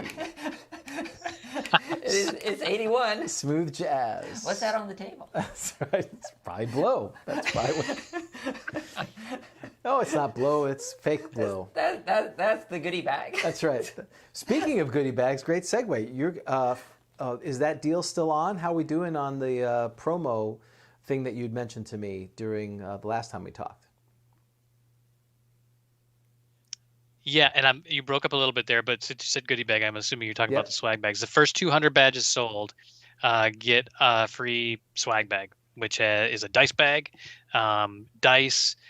We've got tokens in there because there's miniature players there too, and of course you can use them for anything really, objective markers and that sort of thing. There's a measuring widget. There's actually a lot of other, and that's just the stuff that we specifically as the con are supplying in there. We're talking to other manufacturers and suppliers about adding other pieces in there too. There'll be stuff from Coliseum Comics in there. There will be stuff from Warlord Games. I know we're talking to them about it. There's another game out there called Clash of Kings that is trying to get a foothold, that they're looking about offering pieces. So we're talking, it may be miniatures, it may be coupons for purchases and that sort of thing. It's still kind of coming together, but you're going to get the basics in there for free, and it's just a giveaway from us to say thank you for coming back, and there are just a few of those left. So if you haven't bought your badge yet, because and basically what we're going to do for our folks who are coming, if you are a badge holder and you send us a note at info@grogcon.com saying, here's my badge number. It's under 200, right? Basically the first 200 plus or minus. You say, I'm badge number 127. Yep. What'll happen is you'll check in at the Crucible thing. They'll give you all your information. Then you walk over to our table and we will have a special gift for you as a GrogCon person as well. Thanks to Craig gave us the hookup on how to get merch. We have our first merch coming. Is it Mountain Dew and a bag of Doritos? Probably a half a Mountain Dew and half just a little crumbles. Yeah, the residue out of it. They want the true old experience. That's the true. You can snort Dorito dust. That's right, smooth. It's like, wasn't that Heavy Metal where they were snorting stuff? It wasn't blood. It was like some crystal thing. But yeah, we're going to do that, honor that as well. So it's going to be a little runaround because again, Craig and his group got a ton of things. So you're getting that bag regardless if you get within the first 200. And then if you send us a thing at info@grogcon.com saying, hey, I'm coming to your show, I'm badge number 27, you show us a badge, we'll give you stuff too. So it's a free stuff for coming. So that's really great. And Craig plays guitar, so we are going to do something live. We're going to do a parody song. We're doing a song. The Pseudo-Undead are going to be performing? The Pseudo-Undead are playing live. That's right. Yes. That's I love it. That's our band name, the Pseudo-Undead. So Craig's going to help us out. He was in a touring heavy metal band back in the day. Really? Yes. I didn't know that. Oh, I was. Yep. In the Midwest, Minnesota, the Dakotas, Iowa, Wisconsin, around in that area. Big hotbed of heavy metal in the 80s, I believe. Slipknot's from Iowa, but that was later. Iowa, that's they in are. the 90s. So. Yep. Yeah, this was in the late 80s, in early 90s. Prince we really did heavy metal. Yeah. Right. What? Prince. Okay. Prince is obviously in Minnesota. Prince is beloved. But he's not heavy metal. By everybody, and it doesn't matter what kind of music you play. Everybody loves Prince in Minnesota, and I do too. And I would say that Prince is a excellent hard rock guitarist. He could literally play anything. But if you think about it, his first few albums, it was really taking funk and making it into rock. obviously he evolved over his whole career too. But you know, like 1999 and everything off that album has definitely always has a rock kind of edge to it. I'm trying to think of heavy metal I think I could bands from the Midwest. Well, Megadeth, Dave Ellefson's was from Minneapolis. Okay. Yes, the bass player from Megadeth. So we got that. Yeah. They were more California, right? Huh? They were more San Francisco. Well, right? he went out there, but he came from Minnesota. He was born there. He's straight up. If you listen to him, he sounds straight from Minnesota. Well, of course, Slayer was from North Dakota, right? Were they? No, I would make sense. I don't know. There should be a huge black metal scene in North Dakota because I mean, there just should be. It's cold and frozen for half of the year. They have horrible hot summers too as well. I mean, it's just a miserable climate. They should. Well, very good. Well, very good. So do you want to partake in our random encounter, or do you need to go? Yeah, no, let's do it. I hope I get a Neo Atya. Yeah, that would be. Oh, he's a fan. He is a fan. Do you have dice nearby by any chance? I do. I do actually. He is a Let gamer. him roll. So yeah, so you get. Well, the only thing we're going to do the Dorso roll because we have the.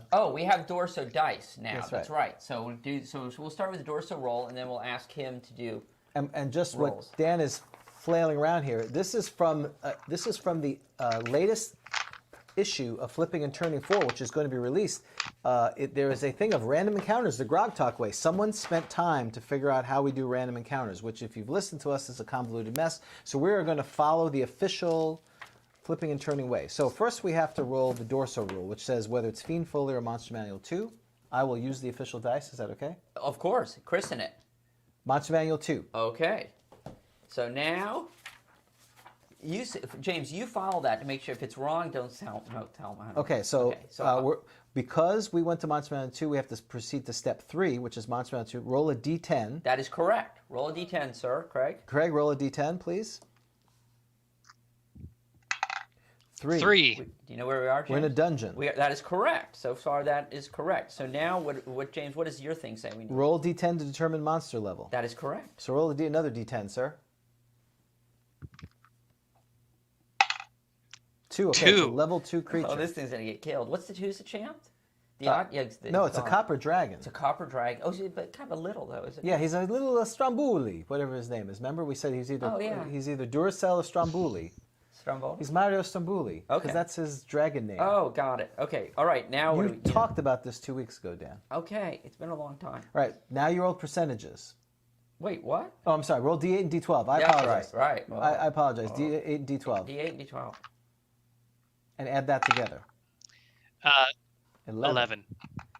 A character party. See character subtable in DMG. Okay. Well, we just talked about this. The dice don't lie. So congratulations, Craig. You get to roll more dice. Where is that? Character suitable? That's why we play the game. It just says in DMG. Yeah. So okay, that's Flipping and Turning. That would be Appendix C. I'm going to go with. Oh. And I'm going to go to character suitable, and we're flipping. Yeah, we were just there today. It's the second time we're at the character. Character suitable. Why do you say that? Subtable. Yes, character subtable. Not suitable.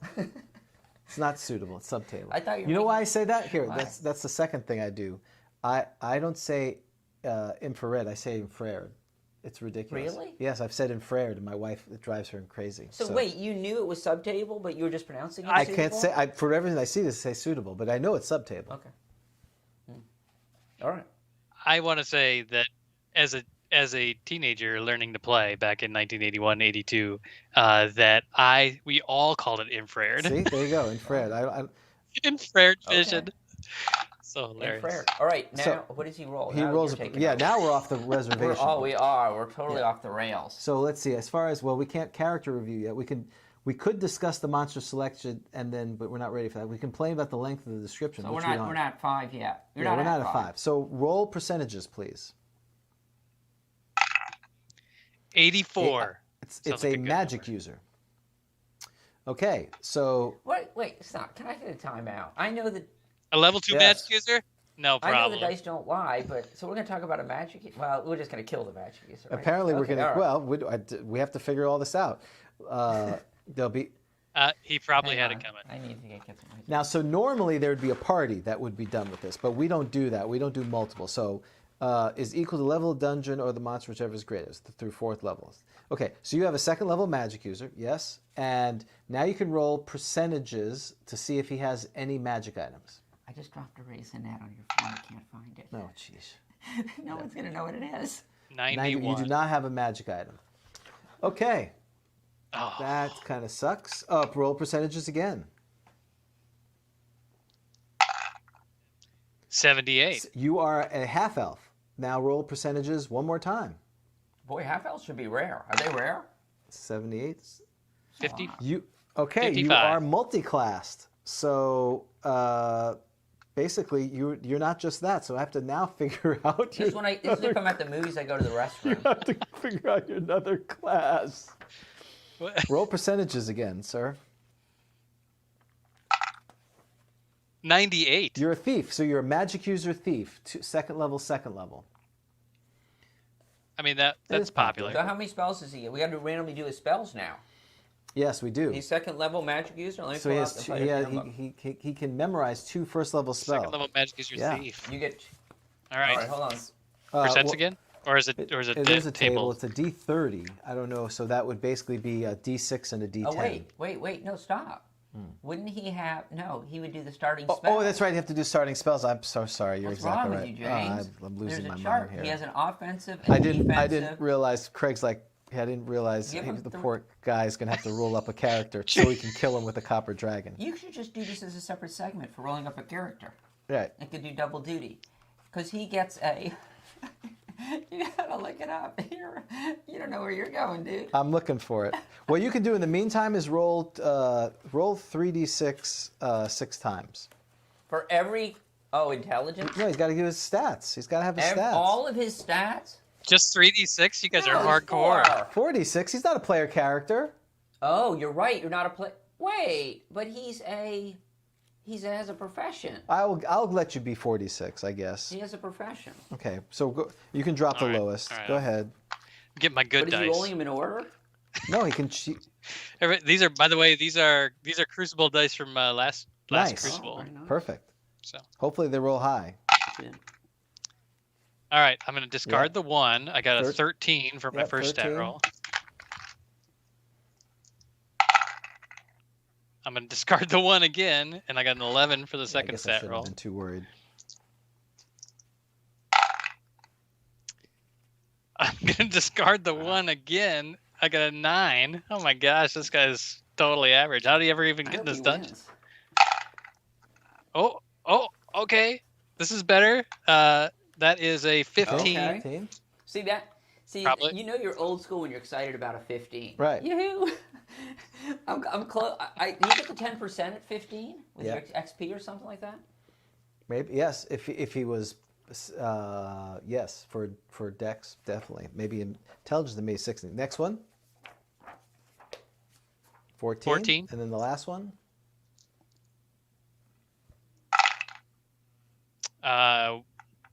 13. Is it fair to say that that's fairly disappointing? What was the last one? 13? I would say 13. Yep. Because you need those break points, right?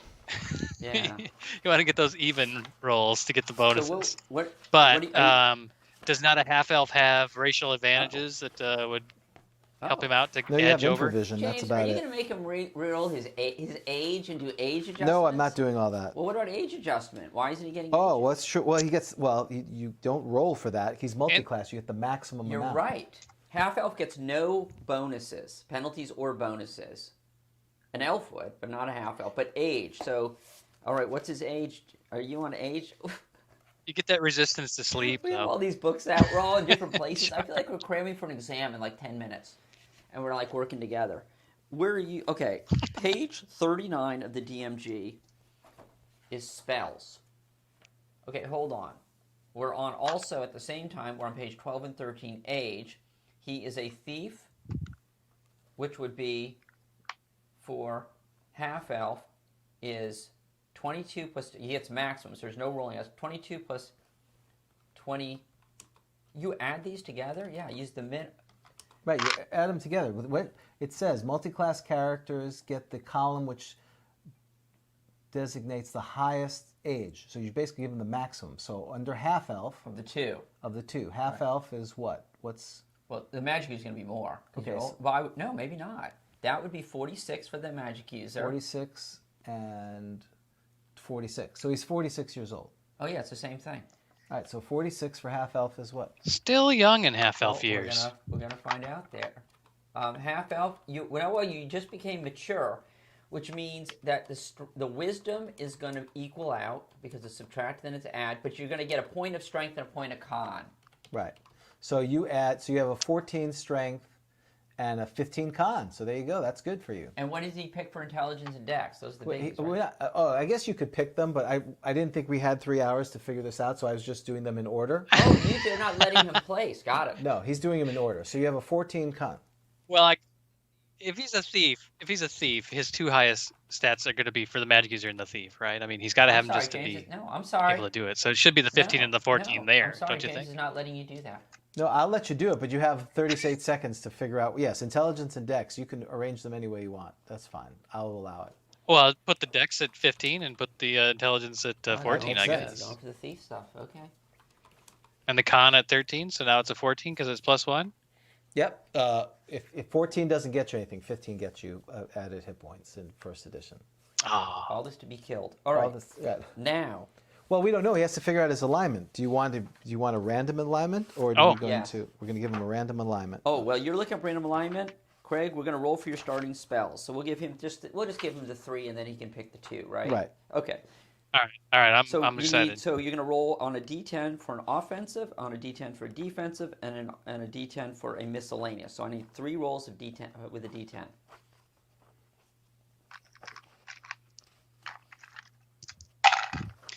I got a 9, a 7, and a 5. 9, sleep. Oh, that was a good one. That's a good one. Hey, watch out, you dragon. Oh, 7 is a shield.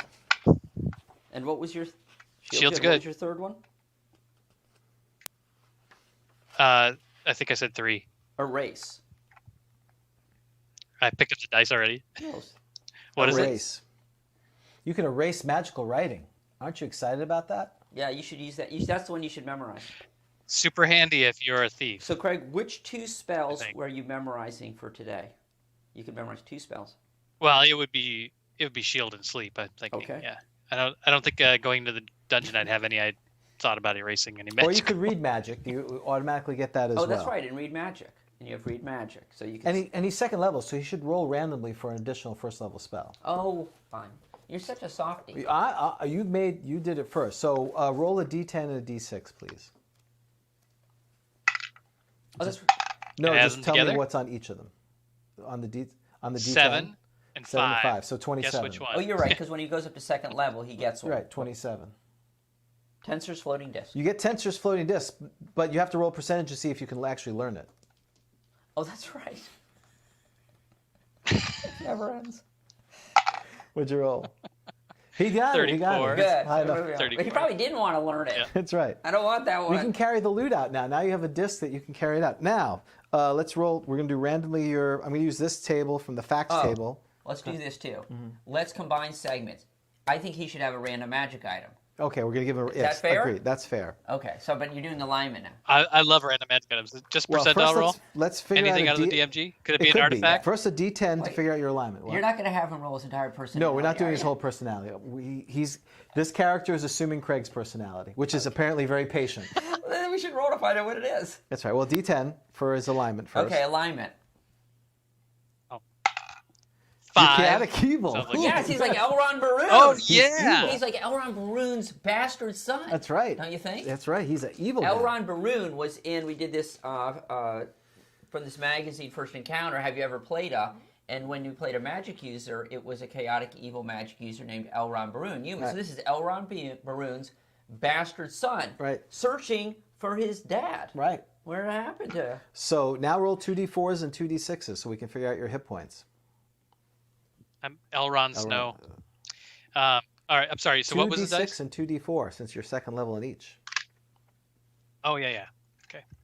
Hit points. And then All right, for the magic user side, I got a 2 and a 3, 5, so yep. that's 5.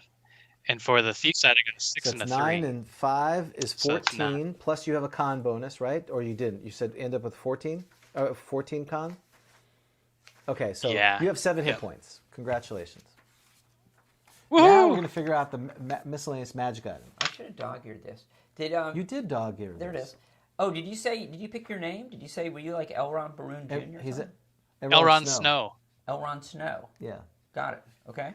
I like that. I like it. Yeah, the bastard that's, son of... That's from Game of Thrones, I Oh, think. see, that's why I didn't get it. Okay. All right. Percentages, please. Percentage. Have you never read Game No. of Thrones? Or any I don't of like the... I don't like All fantasy right. novels or movies or TV That's shows. that's Page 121 of the DMG on. So this is now we are doing a. James, would the kids call this a mashup? This is a mashup. So we're doing a mashup of random encounter and miscellaneous magic segments. We randomly roll a miscellaneous magic item and discuss All right. it, but we're just going to give it to Elrond Snow. So please roll percentile dice. We're on page 121 of the DMG. It's the only thing his daddy Yes. left him. It was in the will. He's like, that's it? Well, we'll find out. All right, percentile, sir. Oh, wait, is his dad dead? Did Okay, Elrond die at percentile. the end of... No, some of it he survived, but most of us died. Let's just say he's dead. He's dead. Okay, he's dead. Okay. 37. Oh, it's a ring. Ooh, We're this going could be good. Table C now on page 122. Ooh, I like We rings. need percentile. Oh, I hope it's X-ray vision. Percentile dice, sir. I hope it's a Ring of Three Wishes. 83. A ring of warmth. No wonder you're pissed. That's all my dad left me. A ring. Okay, let's read it. And when my daddy left me, all he left me was alone. Ring of Warmth. The Ring of Warmth. Ring of Warmth. That's an album. Or a song, don't you think? Ring of Warmth? Ring of Warmth. Sorry. It's not really heavy. You can't do thrash metal on a mandolin. You guys can collaborate. I'll be expecting a Ring of Warmth song. Go ahead. All right. Ring of Warmth. Come on, James. The viewers, they don't like your playing. No, I'm kidding. I like it. Okay, Ring of Warmth. Here's the good news, James. It's a Yes. very short entry. I like it. Page 131 of the DMG. A warmth ring provides its wearer with body heat, even in conditions of extreme cold, where the wearer has no clothing whatsoever. Naked and afraid. Nice. That's wrong. It also provides restoration of cold-sustained damage at the rate of 1 hit point of damage per turn. It increases saving throws versus cold-based attacks by +2 and reduces damage sustained by -1 per die. That's it.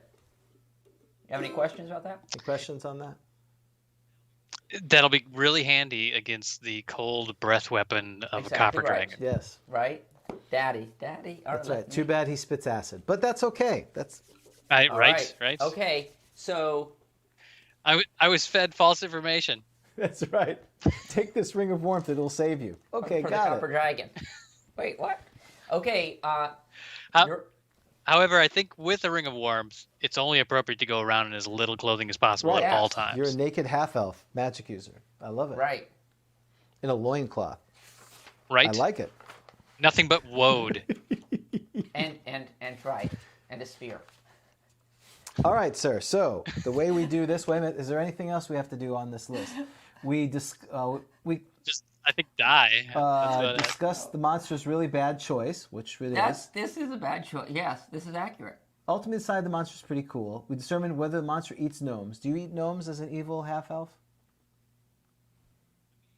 I mean, if it's on the Okay. menu. You're chaotic evil. Then we have Right. I mean, if you're without any kind of resources, it would be a shame to let meat go to That's waste. fair. That's fair. All right, so now we will roll, apparently I have to roll d6 plus 1, and we get 5 random things that's supposed to happen during our random encounter segment, such as kitten interruption. Well, we don't have any kittens here. Oh, this is old. Discuss spells that have similar effects. Did we discuss that as We well? don't have time. Yeah, we don't have time. 9.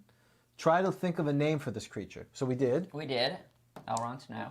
for mispronounced creatures' names different ways. I don't think we Half elf. Half Well, elf. it's pronounced half elf, right? That's half right. Elf. Half elf. Half elf. elf. Remember Alf? That's right. Elf. Half elf. It is half. What a mutant that is. Ooh. Hold on. There you go. Half elf. A naked elf. Did he wear clothes? I don't remember. I don't remember at all. All right, sir. So now you get to roll surprise to see if you are surprised by this, by Draco Comes Stabuli. Stabuli. And I get to just sit here and watch, like at the movies. I Right. get to watch this, right? Because Yes. Craig is Elrond. Elrond Snow. I'm just gonna, you think they can hear me eat? What'd you roll? Yeah, probably. What'd you roll? I rolled a 5. Good news for you, sir. That's a D6 yes, it roll, is a right? D6. Good news for you. You surprised the dragon for 2 segments. What, you roll if he's sleeping? Fuck yeah. Oh. Oh. Backstab Hold on, coming hold up. on. Hello. No, Oh, that's sorry. okay. I forgot if Can he we was not- sleeping. I have to check if he's sleeping. No, he dropped the F word. Yeah, no, I got to fix that later. 25. Are you Sorry required about to? that. No, I'm not required. Why do we have to apologize to anybody? We don't have to apologize. We don't have to to apologize to anybody. Yeah, this is your thing. What do we care? Actually, on YouTube, it's fine because we say it's not safe for kids. But on the iTunes, I don't put it's explicit, so I'd have to add that for this episode. That's the Oh, we'll probably get higher ratings. probably. That's We should have Craig on more often. all right. Well, so not only is he surprised, but you you surprise him and he's sleeping, the dragon. Oh. Awesome. On a pile of treasure. Oh well, that We'd was have to roll that. that was some of the comments that we said. Oh, great! If he dies, then we'll have to do the dragon's hoard. So I said, yeah, that'll take up. So what do? You see sleeping on a giant pile of treasure is a copper dragon. Well, it's giant to you. It's 36 feet long. You're not sure how massive this dragon is, unless you listened to last show. Right. What? He dropped him. Another one? So, Craig, what would you like to do, sir?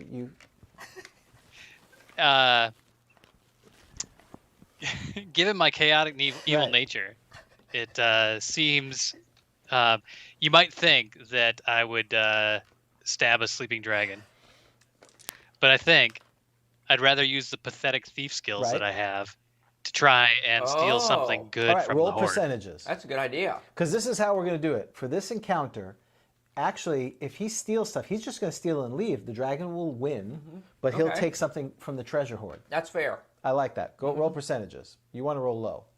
It may be no All right. treasure. I rolled an 18 is what is perfect. So is he like feeling under his belly? Yeah, he's feeling him up. He's feeling he's feeling the coil. I'm giving him an exam. I feel This won't hurt one bit. I feel something. Is this an artifact? Now, I'll say you're successful in pilfering one item. Elrond Yeah, Jellyfinger. I will say you're successful in doing that. But we have to wait. But what's his treasure type? Now we have to figure that out. That's what we're doing. treasure type. Treasure type H and S. I feel a wand. That's right, I feel a wand. Hey, so does he. What is this? It comes out with like a It's connected. slurping It's sound. connected. All right, so first is roll percentages on S. Oh, it's S? simple. Is S good? S has got to be awesome. S is simple. Wait, stop. Okay. 87. Wait, is the treasure, is he an S? Is the copper dragon It's an S? H and S.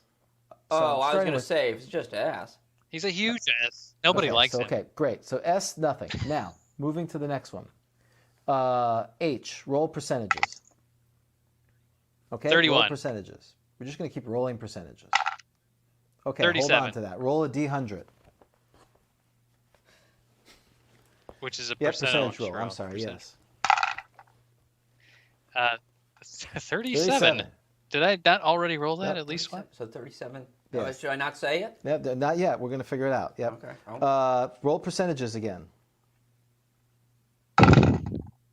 69, Yahoo! dude. Yeah, that's just like Bill and Ted. Roll Nice. percentages again. We're on gold now. Yeah, lower's better. I'm with you. We're on treasure type. Zero, All right, zero roll five. 10. You have all those 6-sided dice? Great. Roll 10 of them and add it together. Oh. You could have just done a dice set. Oh, no, I guess you can't. No, sir. What are we taking? Oh, this sounds like a value. All right, there we go. That's 10. There we go. What happens if he gets this one, the gems? We'll have to roll each gem. Oh, my God. And now I have to add it all Yes. together? Well, actually, 4 of these are 6s. All right, so that's 24, 28, 31, 36, 43. 43. Okay. Next, roll. Yes. That's a pretty good roll. Roll percentages.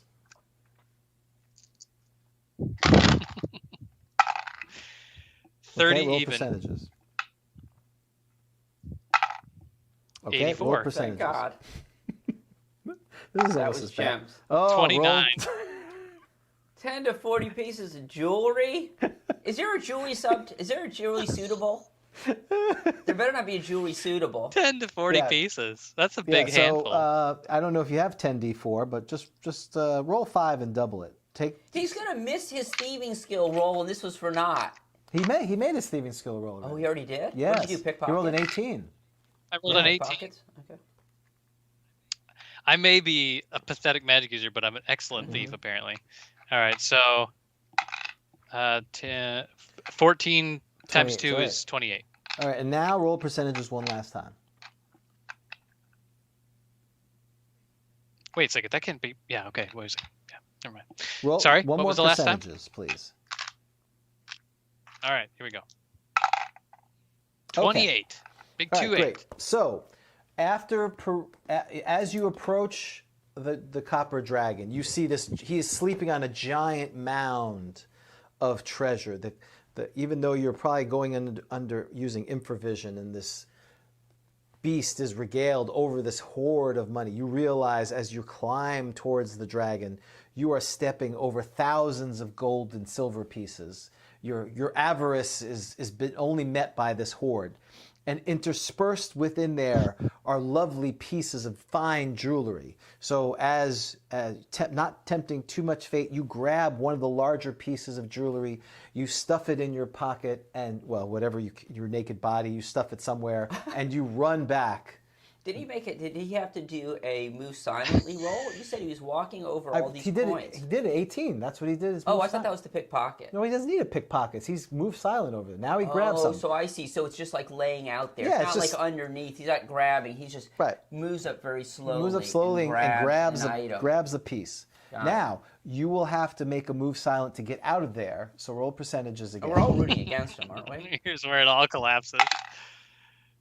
55. Let's see. The good news is he is sleeping, so we have to look up. Oh, let me have my monster manual back. Don't take my monster manual. Oh, that's yours. Oh my God, this is yours.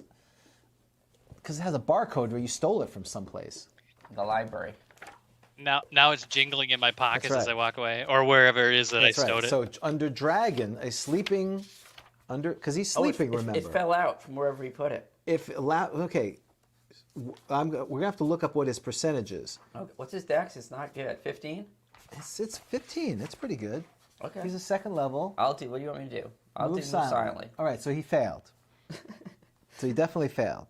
Okay. If a sleeping dragon is found in its lair, and it will be always awakened upon loud noise, forcing a door within 30 or 100 feet, and the volume of the sound. It will awaken if attacked. It will also attack on a d6. Okay. So I'm going to give it a 1 in 6 chance that I'm clearly barefoot, yes, by absolutely. the way. That should give me Yeah, some I'm sort going of to say advantage. he is. You stumbled. You saw this piece of jewelry. You climbed up to it, and in your zeal, you kind of fell back, and some of the coins kind of shifted. And so I'm going to give it a 1 in 6 chance that he actually awakens and feels that something happened. So do you think like he grabs it, like one coin kind of Right. drops, And and then then ding, another ding, drops, ding, and then exactly. 3 more drop, Ding, and then ding, right, ding, and ding, it's all of a exactly. sudden it's like a cascade. All right. And you're just standing there with the piece Naked. of jewelry in your hand. as a Naked and casket. afraid. So I said 6. I did not roll a 6. I rolled a 1. So you successfully, after hearing the slow cascade of things, you're at the bottom of the mound. The dragon exhales a heavier thing than before, stops breathing for a second, and then begins its normal cadence. What do you do? Sweat profusely. Take another piece. Take another piece. One more. And since he's asleep and I'm chaotic, well, if that didn't wake Right. him, I must have to take All right, so another roll piece. percentages again. 76. Oh, well, I got to roll d6. And that's our Sherrod comes No, to. you now have 2 pieces of jewelry. Yeah. A similar Well, kind of there you thing. go. But do you want to press your luck? Because now it'll say it's going to be a 5 and 6, and then a 4 and 6 if you keep doing it. Well, I have two Yeah. hands, and they're Yes. full. I think it's best if I exit now with my valuable you don't have jewelry, and mark the spot to Right. come back with a you're bigger not group. you're to not kill a, the you're not a 7 wisdom. I mean, you do have some. You're pretty smart guy and wise. Right. I have no stat below That's right. a 9. So you're not a moron. All right. So real quick, we are going to figure out the jewelry that you acquired. So roll percentages. Where are you, All right. James? On page, thank you, sir. Page 26 of the. It feels like of the I'm DMG. playing It's Rollmaster with all the basically percentage rolls. 82. Very nice. Roll 2d4.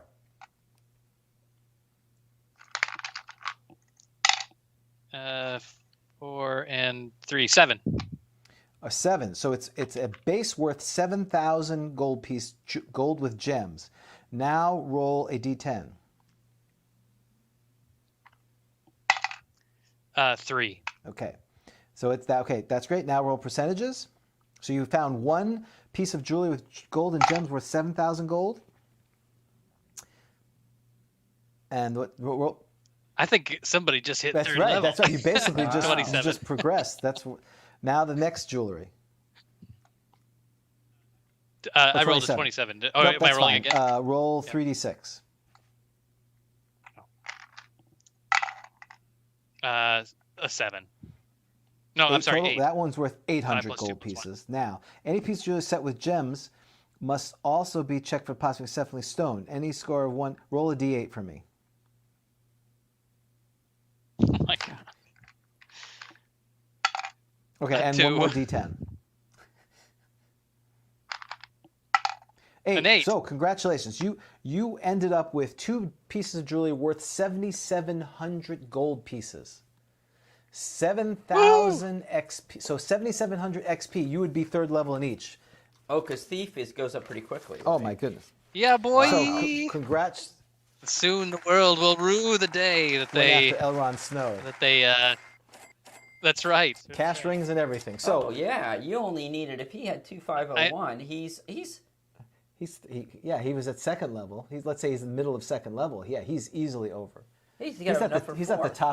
top of 3rd level. He's a cut purse. He's gonna No longer a footpad. And you have the money to pay for it, which is even the more important thing. So.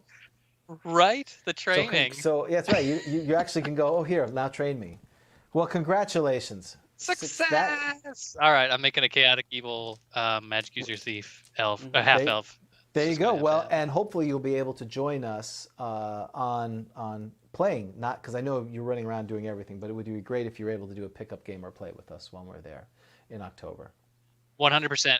Like I said, I'm always free usually in the evenings to do that kind of stuff, and I would love to sit down with you guys and play.